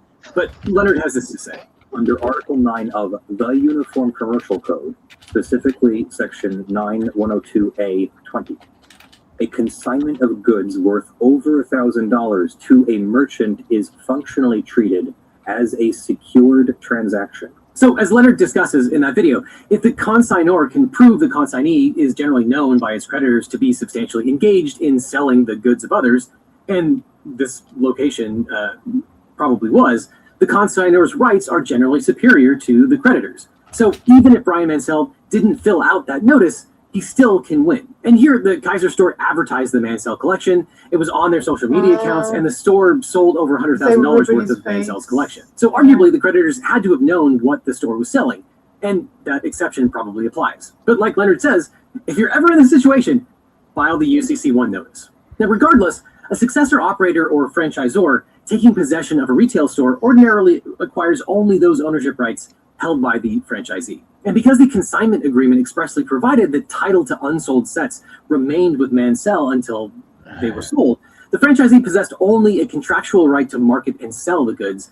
It did not have ownership of the goods themselves. And the seizure of the store by either BAM Corporate or the next owner transferred the possession of that collection, but probably not the title. Now, the starting point is the written consignment agreement executed on November 22nd, 2023 between Brian Mansell and the Gormans. And Section 4 says, quote, consigned merchandise shall remain the property of Mansell until it's sold. That means that the store only had the right to market and sell the property, not to confiscate it and keep the profits. And Section 5 reinforces that interpretation. It placed responsibility for, quote, shortages, loss, or damage on the store while the property remained under its control, which is more consistent with custodial possession than ownership. So, if the original franchisee did not own the collection, the next question is whether BAM or successor franchise operations nevertheless acquired ownership through the franchise termination process. Now, BAM Corporate says it finalized a business and asset purchase agreement with Joshua Johnson and Brandon Best on March 27, 2025, and that their company, Baker Bricks, operated as replacement franchisees, that it assumed none of law's obligations, and that Johnson and Best were never parties to Mansell's consignment. But the Gormans counter that the new operators were selling from the seized inventory as early as November 15th, 2024, which is more than 4 months before the asset purchase. And they say that corporate transferred the store inventory and goodwill without ever providing them with an inventory appraisal or accounting. Reckless Ben later asked Johnson about this, and here's what he said. I didn't sign that agreement. I didn't agree to anything in that. And now I finally understand the legal loophole that Josh is using to get away with this. It's probably the stupidest loophole I've ever heard in my entire life. Josh is claiming that it's not his name on the contract, it's the previous owners, which makes no sense because in the security camera footage, he tells There's no way that should hold up. That's his legal property. Yeah. There's no way that should hold up. Like it there. seems pretty cut and dry. And if nothing else, it would be in the policy, wouldn't it? Even if they haven't written into a contract, there'll be a general policy in the place that yes or no, we take consignments or we don't. Yeah. You'd imagine. And it's just never even been taken into account. They've never It just seems so petty as well. I'm so sorry. It seems so petty. They just grind this guy into the ground. That's it. Yeah, it's like 70 grand. I wonder how much it costs to license their name for a franchise. Like that's probably not even enough to get a franchise of like. Why don't they just it's a corporate. The 70 grand is nothing to them. Just pay out the thing and be on with it. 200, aren't they? They're getting 200 instead. But even so, it's not that much, really, is it? But it is enough if you keep doing it to people all the time. Not only did they get 200 grand out of him, they've already fucked her with purple hair over to the tune of like maybe 100 grand, maybe 150 grand. We don't know. Like they said they'd put all these fees on them guys. So they've already fucked them over for 100 grand. This is not a one-time thing. This is an ongoing. Yeah, they're nasty pieces of shit.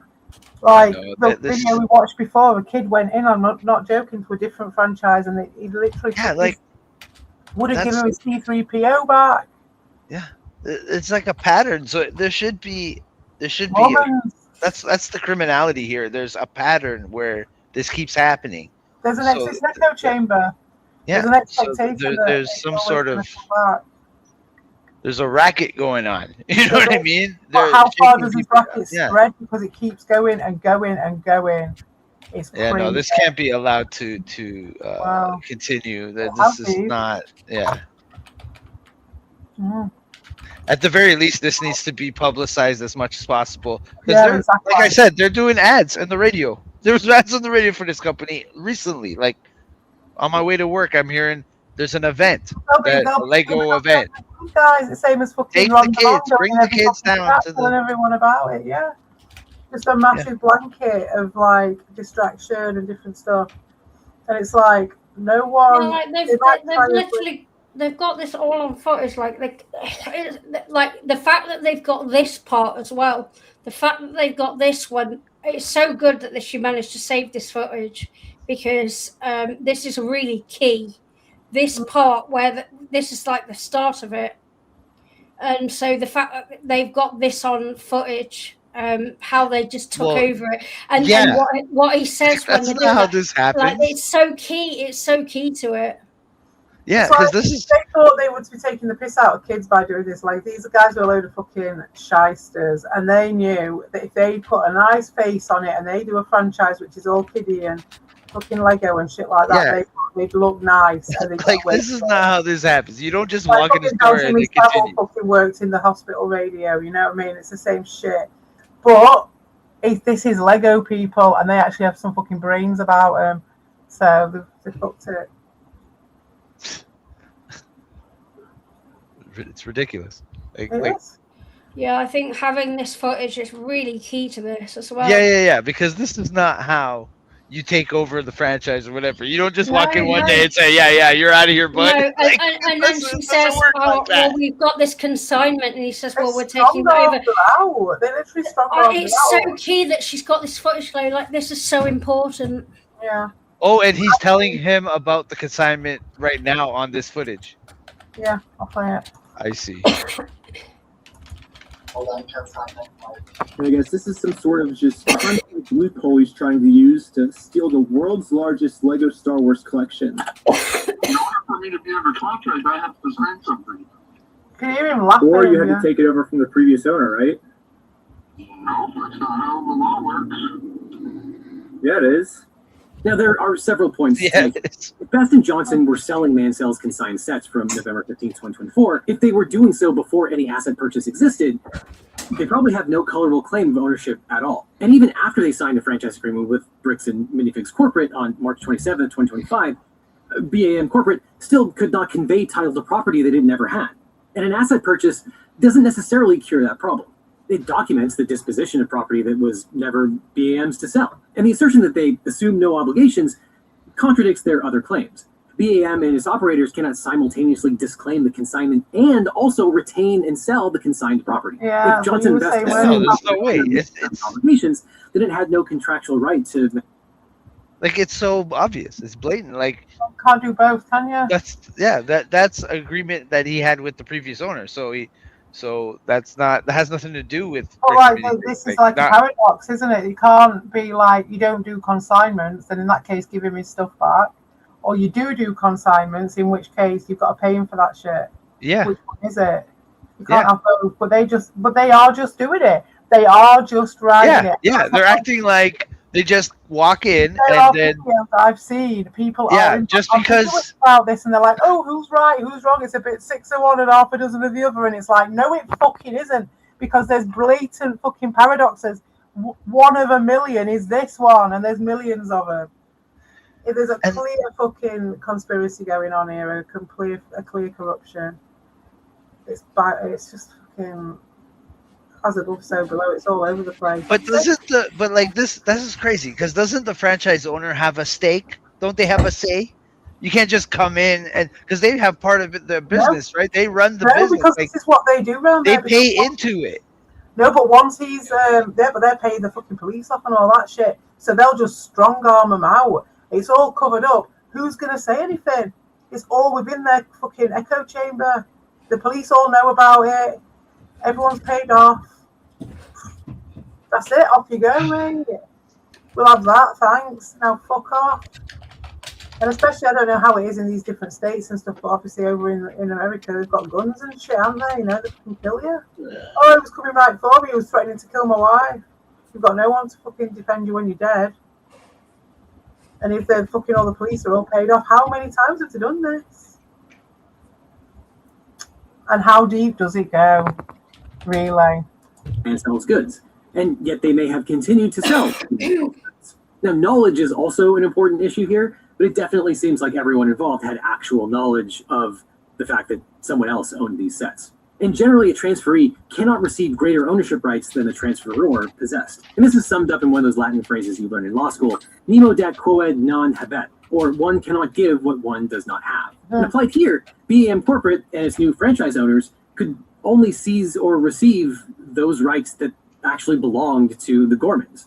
So if the franchisee owned fixtures, inventory, goodwill, or contractual rights, those assets could transfer upon termination. But if the franchisee merely possessed third-party property under a consignment agreement, seizure of those premises would not ordinarily extinguish the original owner's title. So in practical terms, the taking control of a building containing someone else's property does not automatically transform that property into the successor's assets. And a landlord who retakes leased premises does not become the owner of the tenant's belongings merely because those belongings remain inside. And similarly, a warehouse purchaser ordinarily did not acquire title to goods owned by warehouse customers simply because those goods remain in storage, because a contract for storage is a bailment rather than a sale. Okay, so in sum, the takeover likely only transferred possession of the collection, not ownership.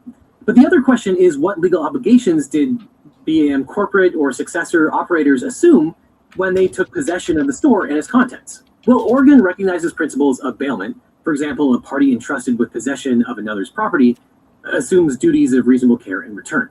And that means that if the new operators, Johnson and Best, inherited the Mansell collection, they likely stepped into at least a custodial role. That means that once they had notice of competing ownership claims, treating the property as unquestionably their own became legally riskier. And the concept of notice is particularly important here because BAM Corporate and its successor operators allegedly received multiple forms of notice about the consignment agreement, including statements from Crystal Law on the night of the seizure, identifying yellow stickers marking certain sets, inventory spreadsheets, direct communications from Mansell, a formal demand letter from Mansell's attorney, and photographic evidence of specific inventory.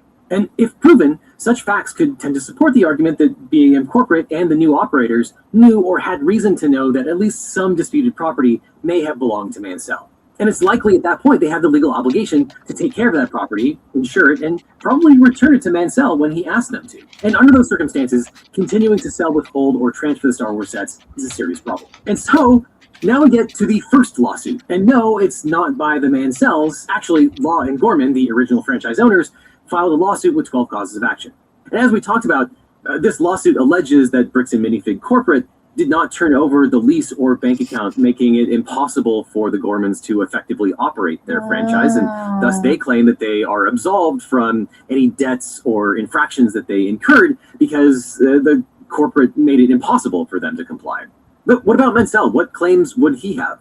Under Oregon law, the strongest claim they have is probably conversion, which generally occurs when a party intentionally exercises dominion or control over another person's property in a manner seriously inconsistent with that owner's rights. And Oregon courts have described conversion as wrongful interference with ownership interests sufficient to justify requiring payment of the property's full value. In plain English, conversion is the civil version of theft. You can't sue someone for theft, you would sue them for conversion. However, in Oregon, the tort of conversion requires more than just mere interference with another person's property. If a party merely possessed the property temporarily or negligently mishandled it, that conduct may fall short of conversion under Oregon law. However, where a defendant exercises ownership like dominion over another person's property, like selling consigned goods, refusing to return them upon demand, or incorporating them into store inventory, or otherwise treating them as its own, the interference is more likely to qualify as conversion because it substantially impairs the owner's right to control that property. So to the extent that the new operators retain, sold, or exercise dominion over Mansell's consigned Lego inventory without authorization, Oregon law supports a potential claim for conversion. But it's also a huge factual dispute about how much property that is and the value. At base, it's way, way less than $200,000, and I think at this point it's undisputed that it's less than $100,000, but it might be as low as $6,200. And in fact, as the police reported, some of the sets were returned, including the incredibly expensive Cloud City set, which Crystal Law had in her possession at her home rather than at the store. But the strongest defense available to BAM likely arises under Article 9 of the Uniform. Well, there you go. Which is codified in Oregon law. And that's because commercial consignments sometimes operate differently from ordinary. Oh, sure. Was that because she didn't trust the company? Oh, yeah, of course. I mean, I wouldn't. If she was leaving, and maybe she took it out before she left. I don't know. Did she get an idea or an inkling that they were going to do that? I don't know. Well, anyways, I gotta run, guys. Sorry. All right, Gooden. Have a good show. Yeah, man. Thanks for coming. Nice to see you, Gooden. Who might reasonably believe goods displayed in a store belong to that store. And that makes sense. Imagine you're buying a store and the seller of the store says you can have everything that's inside of that store as part of the sale. You, as the buyer, would assume that they have title to everything that's in that store. So if a consignor fails to perfect the security interest by filing appropriate financing statements, competing creditors can sometimes obtain priority over consigned goods. However, here, several complications weaken that defense. First, Oregon's version of the UCC contains exceptions where the merchant is generally known by creditors to substantially engage in selling of the goods of others. And whether Bricks and Minifigs generally or this particular store qualifies would probably be a factual question. But here, the franchise's business model of acquiring, trading, and reselling third-party Lego collections would probably complicate the BAM corporate reliance on creditor protection principles. And second, these rules generally protect creditors who are misled about ownership.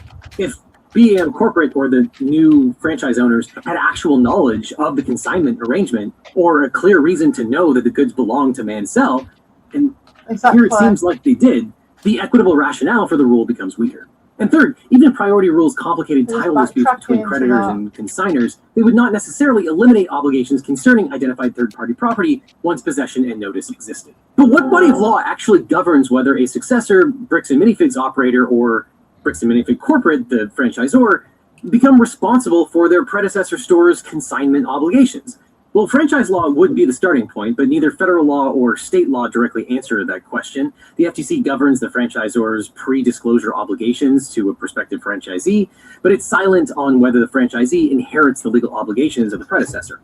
Some states have entire codes of law to define the relationship between franchisors and franchisees, but it looks like Oregon's laws governing franchises are pretty narrow, They focus on ensuring that the franchisor doesn't make misrepresentations to its franchisee. So that means we have to look at state law doctrines. Now, the default rule under Oregon law is that the party which purchases a business does not automatically assume the seller's liabilities.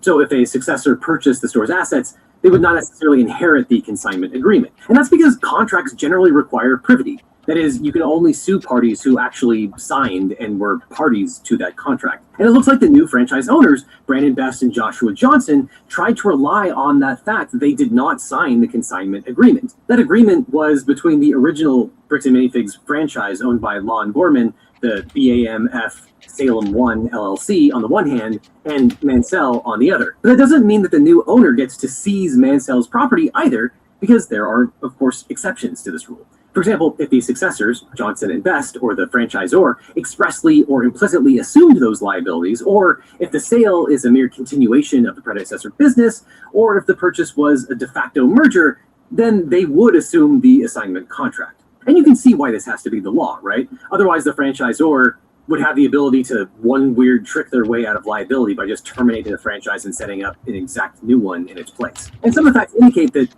Bricks and Minifigs corporate and or the new owners intended to take over that consignment. Remember, there was that discussion with McAllister where he said the company was assuming responsibility for the consignment agreement or something to that effect. Now, I think that statement is sort of ambiguous as to whether they mean Bricks and Minifig corporate or the new franchisee or whoever. But if true, that's a pretty direct statement. And if a court found that Bricks and Minifigs corporate or the new franchise assumed responsibility for the consignment agreement, then of course they must live up to those obligations.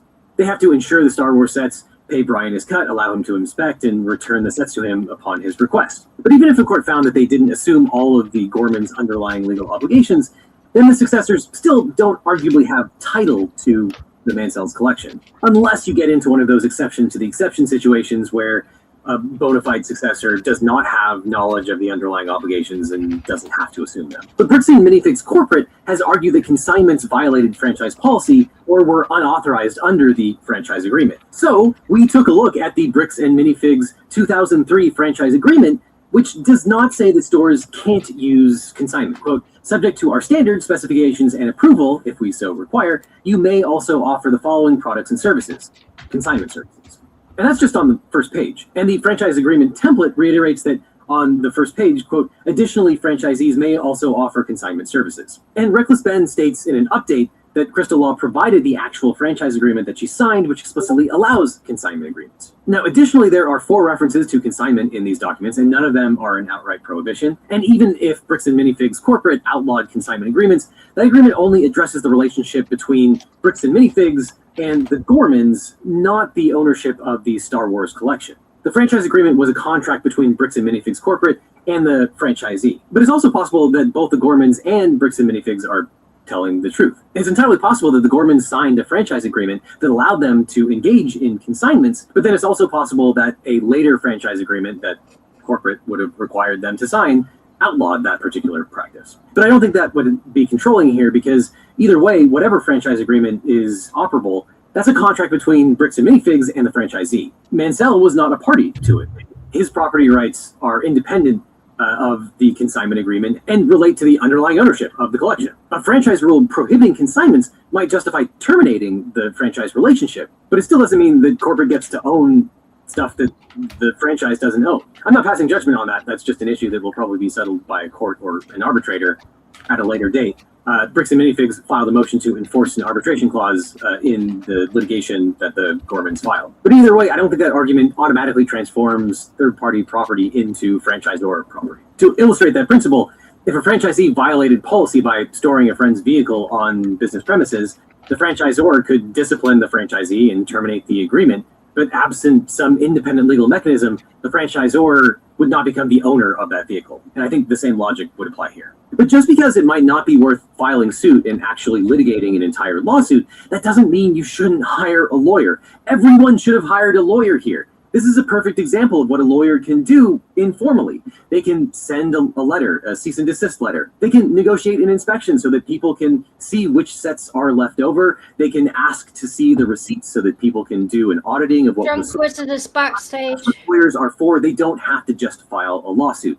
And it's also a perfect example of why you should never engage in self-help. which we're going to talk about when we talk about Reckless Ben. Doing things on your own is a recipe for disaster. So at this point, you might be thinking, okay, if Barry Mansell believed a 6-figure Lego collection had effectively vanished into a franchise collapse, why not this just... this is the bit where he's going to sum it up and see where Ben made the mistakes, of course. Right, okay. The real one. Litigation is really expensive. Apparently Drunk Wizard is backstage. Who? What, sorry? Apparently Drunk Wizard is backstage. Oh, right, okay. After this, oh wow, there's people here. All right, I think Albert's gone. Hello, Drunk Wizard. Hello. Oh, I'm happy to be on the show. This is fun. I'm sorry I'm late. Wizard, how you doing? That's all right. Hi, CP. Hi, Lemur. Hi, Fafford. What's up? How are you guys doing tonight? Hey up, Albo. Good Lord. Good Lord. I'm going to Legoland. Good Lord. I saw a picture, a spitting image picture of the guy who, the Facebook dude, and he looked exactly like a picture from a guy who's I'm telling you. Albo, you said Loom? Loom. Good Lord. Yeah, Okay, Loom on Turbo Duo PC Engine. Yeah, I'm playing it right now. It's a point-and-click game, yeah. I love it. I fucking love that game. Yeah, I thought it was. I thought I played this on PC, but this is not the same game. Yeah, I mean, I don't know. I played it on.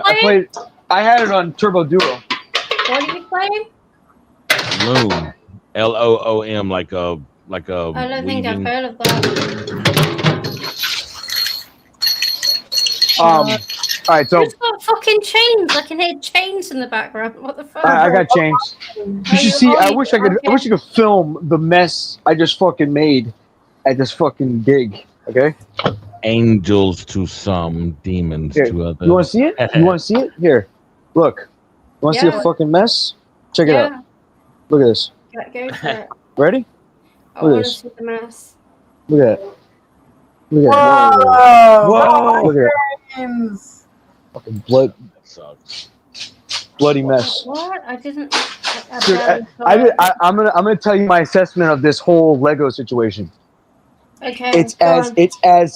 It's as convoluted and confusing as Smash AT and Destiny FOMO arguing for like 5 hours 5 years ago. I have no idea what they're talking about, and I don't care actually. Like I don't know. I find myself not caring. And this guy, this legal guy, I don't know, man.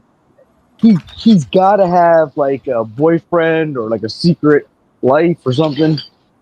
There's no way. He sounds like he catches. Okay, let's just say that. Okay, well check this out. Check this out. How much? I wanted Vic to explain it to me in like plain English because I don't know what the hell is going on. But I'm gonna go. I'm gonna figure it out myself. I'm gonna go because I gotta clean up this goddamn mess. What do you think about that picture? Doesn't that look like fucking Darius? I don't know what that looks like. I want to say Lewis, but I mean, it doesn't even look like Lewis. Beam me up. Fellow humans. Oh no! Hello, humans. It really does look like Zuckerberg. That's great. Hello, humans. You should see how Gen X Gamer looks now. He shaved his face. I don't know if it's better or worse. Fucking land of confusion.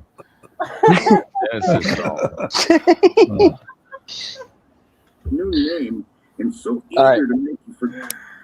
Oh mate. Oh right. Well, nice to see you, Albert. I'll be probably going to bed soon, but yeah, it totally is Zuckerberg. It's like a I thought it spitting looked image. like Darius. I thought it looked Like a spitting image Zuckerberg. Yeah, I isn't it? know. I thought. In the pics. Dogs. So yeah, we're watching the Lego thing. Wizard. To answer Albert's questions with this is like in depth. This legal guy, he's adding like a little bit more to the story, joining a few things together. It's more complicated looking at it this way. There are much less. It is very convoluted, but it's pretty self-explanatory. I mean, it's just these guys are just attacking these other guys, pretty much. They're trying to lie about this and lie about that, and I just think lots of this convolution stuff is entering into this discussion with these people when they're clearly lying from the get-go. And that's the point. It's like, why are people even entering into a discussion with these people? That's the question.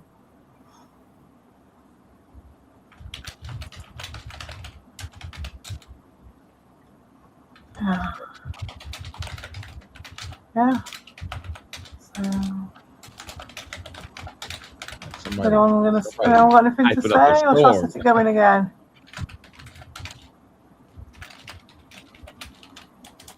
What's going on? I'm sorry, I got here a little bit late, so I didn't get to see much of what was going on.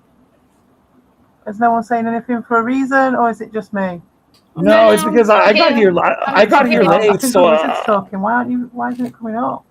No, I'm still here. I'm here. I'm here too.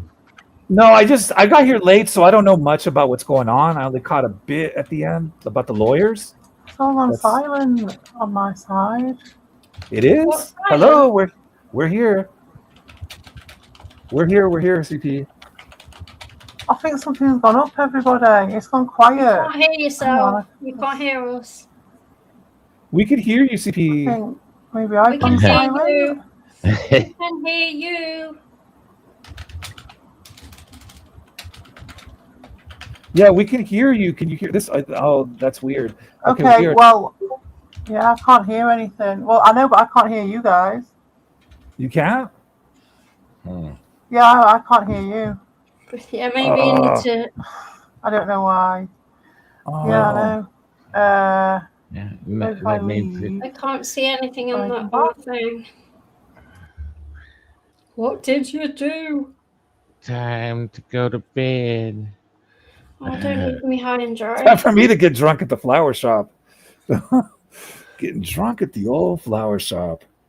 Oh, so Volp, there it is. The line, this show is great since you love it so much. Oh, brother, remember what happened last time, though? That's very special for you. I ended up staying up for like 8 hours, and then it was a mess. Yeah.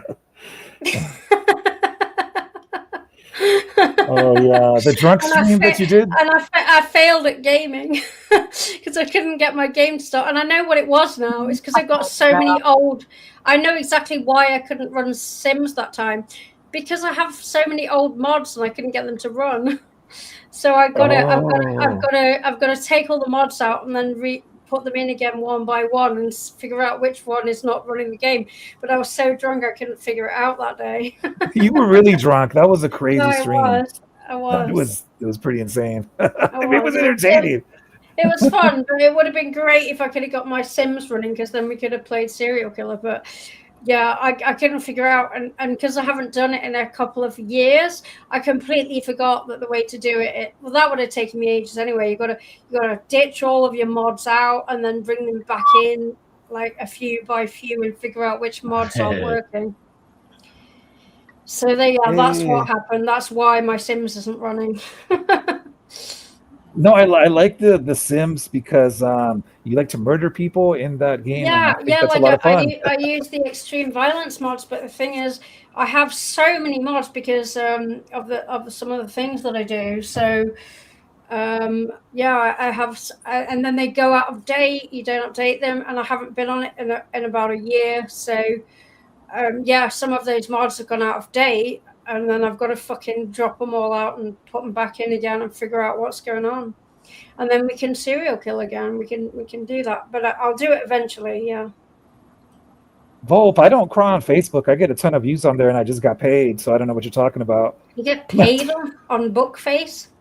Yeah. They pay for when you make videos. So Volp is just making stuff up in the chat. I don't think there's anything on there. Yeah, Volp is just trying to make me. But Volp, there it is. This is great. The show is great. That's just special for you because you love that line. That's so really much. awesome if you get paid by the Zuckerberg. I find it's boomer town. I don't like Facebook. There's only one reason I use it, and it's for a certain job that I do. So. Well, yeah. I just use it to do my gaming. Yeah, I have to use it because the community that I do my certain job in just for fucking refuses to leave it, and it's a worldwide community, so I have to be on there for that. But otherwise, I fucking hate it. But yeah, if you're making money off it, then it's good. That's good. That's funny. But I don't like using it. I don't like going on there. It's very distracting because I'll go on there to check a message and it immediately distracts me, and I'm like, what did I come on here for again? And then I forget. I just came here on I have the app for just the messages, but I go on there like, I'm just gonna log in and see if anyone's messaged me about something, and then I get distracted, and I'm like, oh yeah, I forget that's just how it's built. It's built to distract, and then it's bullshit, and I'm like, I don't want to know about all these boomers complaining about British politics and oh no, it's politics. It's just handling. No, but it's AI bullshit as well. Oh god, yeah. It's loads of boomers falling for AI, and it's really depressing because they're like, this isn't even real. Like, have you seen all this? And it's just some AI video of some like politically driven stuff, and it's like, and they're like, oh, I'm so outraged. Look at this. Yeah, well, Volp is funny. Volp, so what I said actually, because you don't pay attention, I was just saying that the YouTube algorithm seems to not be favoring gamers, and I'm not crying about it. I usually do talk shows now, so. Yeah, Volp was basically trying to call out earlier that we were saying that someone, weren't playing to the retro gaming algorithm. What, Lima, your thoughts? Is the AI gaslighting us, or is it, or that it's going to take over? It's doing both. It's gaslighting us and it's going to take over. But ultimately, I do believe in the dead internet theory, and that like half the internet is already just fucking AI talking to AI. It's videos that are filled with AI bots in the comments, and so it's like the videos are produced by AI, and then all the comments are fucking AI bots, and it's just like nothing is real anymore. Oh god, it's like remember the days. Remember the fucking early YouTube days. Yeah. YouTube was way better, like in 2005. Oh, it was so cool. Like it was really cool. Like the early days, they're gone. They're gone, brothers. I wasn't crying about it. I'm saying on YouTube they did a lot of stuff to screw over like a lot of creators. Yeah, that's what it is. It's just they changed the rules. YouTube's really hard because you can get flagged so easily for fucking nothing. No, it's just really, it's just they don't want certain types of content, and I think maybe if anything that is slightly, I mean, I don't want to give too much away, but I have made content where I use, I've used certain types of gaming content that's a little bit edgy to tell certain stories, and it's a little bit dark. I haven't been flagged for it, but it's kind of like it's dark and it's crimey. I haven't been flagged for it, but I don't want to get paid for it either. I'm not bothered, but it's never going to hit the algorithm. I don't care about that. Fuck the algorithm. I'm not bothered about that. Well, yeah, exactly, because I don't really stream that much. I mostly just do the spooky stream and just the talk shows that I do. I'm not consistent enough to ever make money out of being online, because like I have many days where I can't, like, so I'm not going to do it. I've never been consistent enough to be able. Back in the day, it was about your creativity, but now it's about how many videos you put out, even if it's slop. So it's like I'd rather be creative and put out a video once a year than and I'm not on this channel, but I'd rather be creative and put out a video once a year and get a bunch of people that like it, but I don't really give a shit because I can't. I haven't got the energy for it. I haven't got the fucking energy for it. Yeah. I just simply don't care. I've got other things going on in my actual life where I go outside the fucking house and interact with the real world. For me to be a slave to the algorithm, I can't do it. Exactly. Yeah. No, they changed. I've got to the point now where I can. They give me free keys to fucking play their goddamn games for 30 minutes.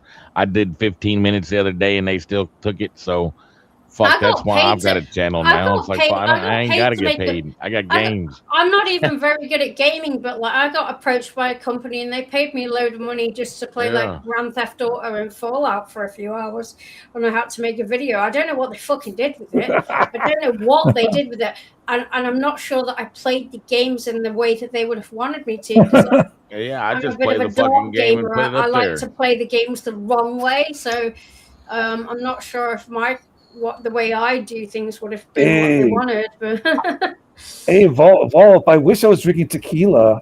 And, if you want a slice of the pizza, you can have a slice. I'm just going to go to the toilet back in a minute. The pizza's actually for everyone. And tequila actually sounds pretty good. A whole bottle of tequila would be great. Well, I'm thinking I might go to bed now because I did my extra one. I don't think we got to the end of it, but I've been going for a long time now. It's 3:30 in the morning for me, and I've been up since about 5. Volp is very funny. He's a very funny character. Yeah, and you got to get up and take care of the youngin' and all that shit too. Yeah. So I'm pretty knackered, but I'll wait for Lima to get back, of course. And it's been an awesome stream, and for the last hour I've been like propping my eyelids open, but I'm doing all right. It's like Minecraft, isn't it? When you're trying to stay awake and you've got some guy talking to you about legal shit. You're like, okay, this is really going to keep me awake. Stop lying. Yeah, Volp, but that tequila could have been from another day. It doesn't mean I'm drinking it right now. Half a pint. So he knows how much is in there. Oh, great.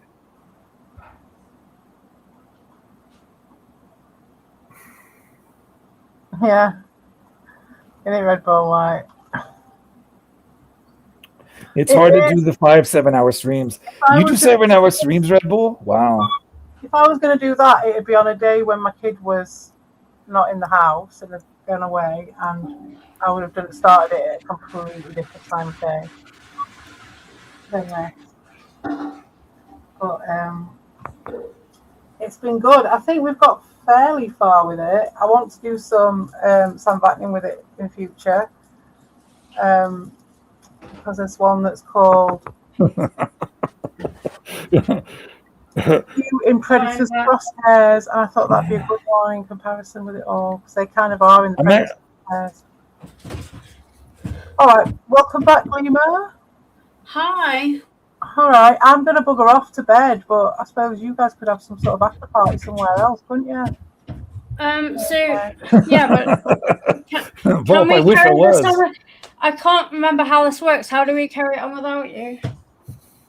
I mean, like, different on someone else's channel. All right, I can't really leave it. I'd leave it running in the day, but in the night, it's like, depending if my kid woke up in the middle of the night. No, you can't do that then. Still going, like, you know. No, actually, well, I'm going to go get drinks just in case we do the spooky stream later tonight. What's the spooky stream? I don't know if I'm going to be able to. Yeah, no, CP might be too tired. We could do it tomorrow if that's better. Spooky stream. The spooky streams when we do sort of, what did we do last time? What was it? Did we do last time? No, we did lizards the time before that. What did we do last time? Aliens. We did aliens. Oh yeah, we did. Was on last time. Yeah, we did the disclosure stuff, and then we did. We're gonna do funny. Again this week, and if I can, but it'd probably be a bit later, like it was last week. If you can, and if it's a bit later this time, you could maybe come Lima if you fancied it. About 10, 11. When will that be?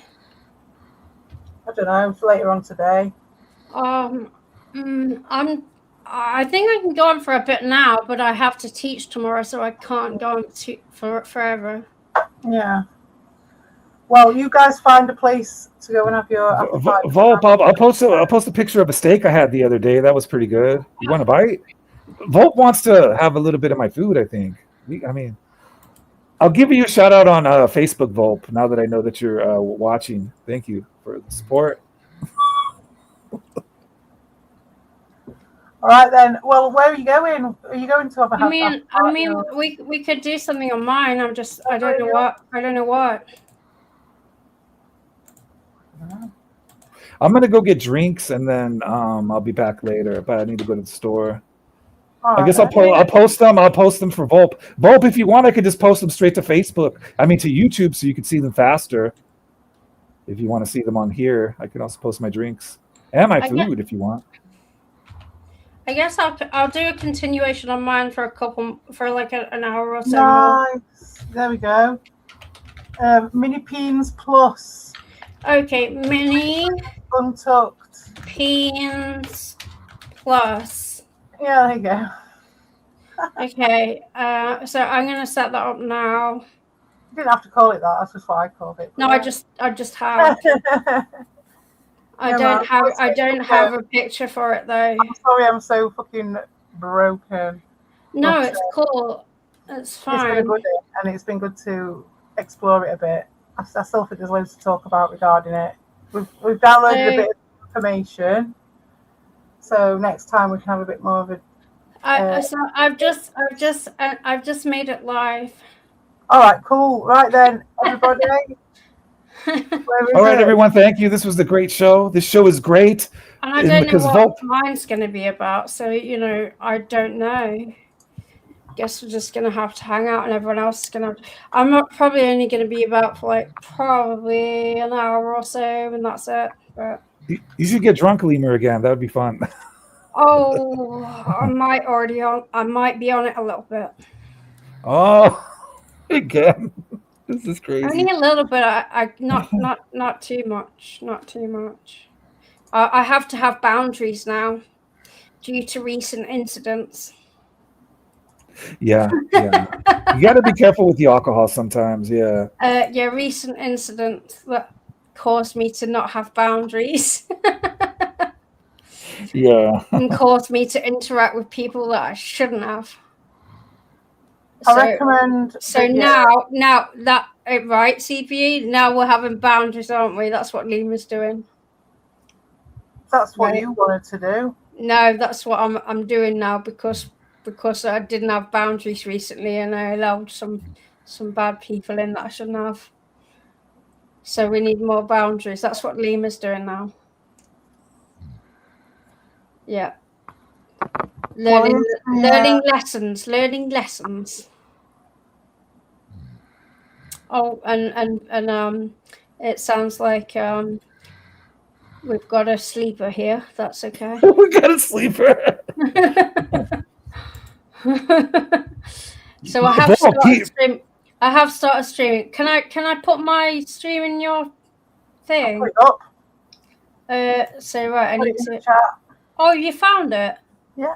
Well, pizza's great. I don't know why you don't like pizza. It is a wonderful thing. Fish and chips too. I exercise caution regarding Doshin.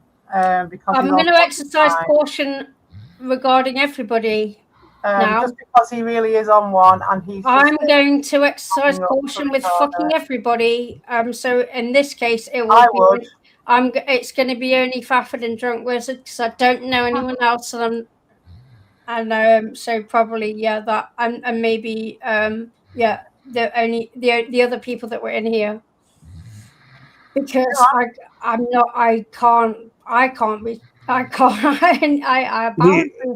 Lemur, you should get Volp on. He wants to talk about the pizza. I'm not sure if that's okay. Oh, I don't know. Volp won't come on anyway, even if you want it. He won't come on. Volp won't come on. Okay.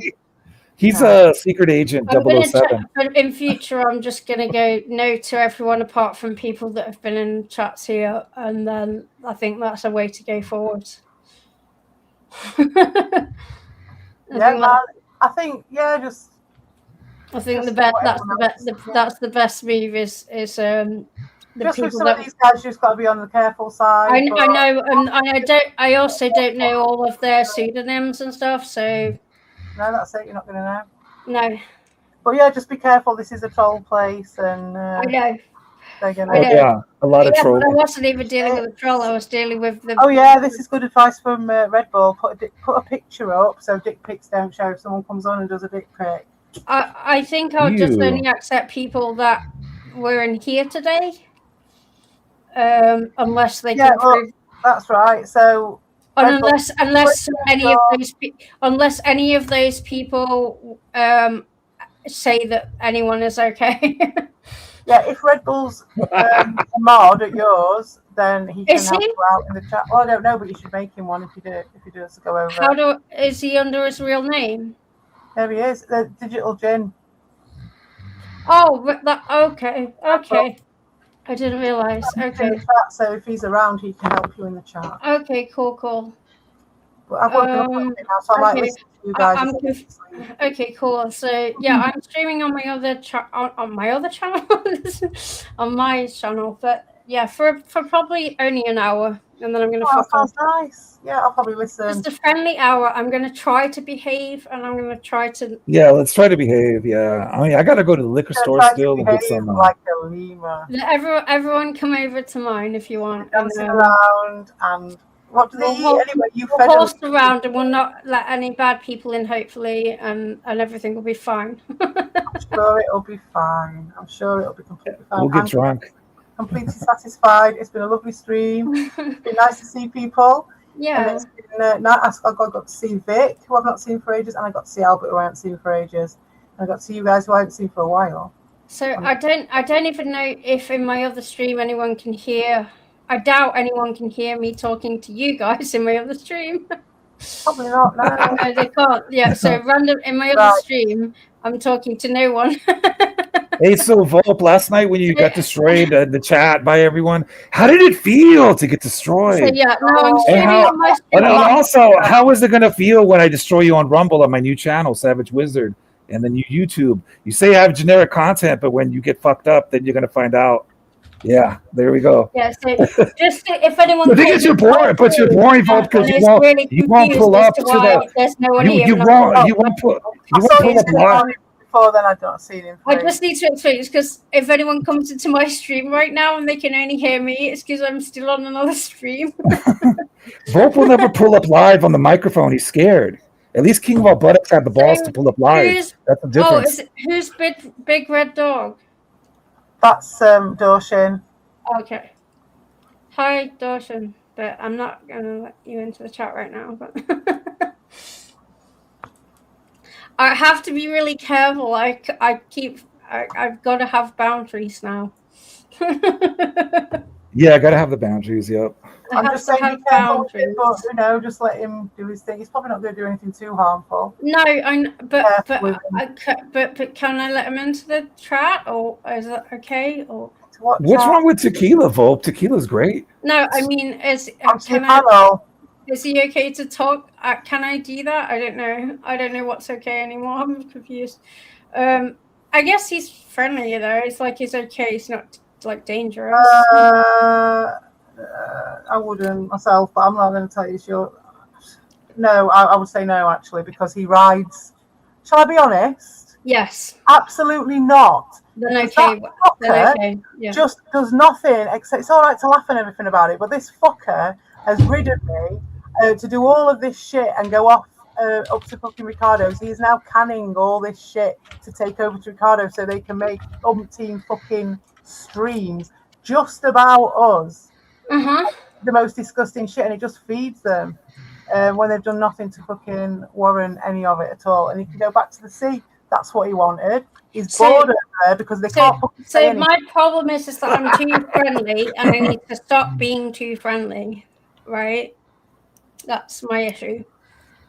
I don't know. No, it is, and it's really hard because I am really too friendly with everyone, and I've got to learn boundaries. All right. This is the way. This is the way. All right. All right. Night, guys. Have fun. I'll see you. Good night. Take care. All right. Bye. Good night, everyone. Bye. Right.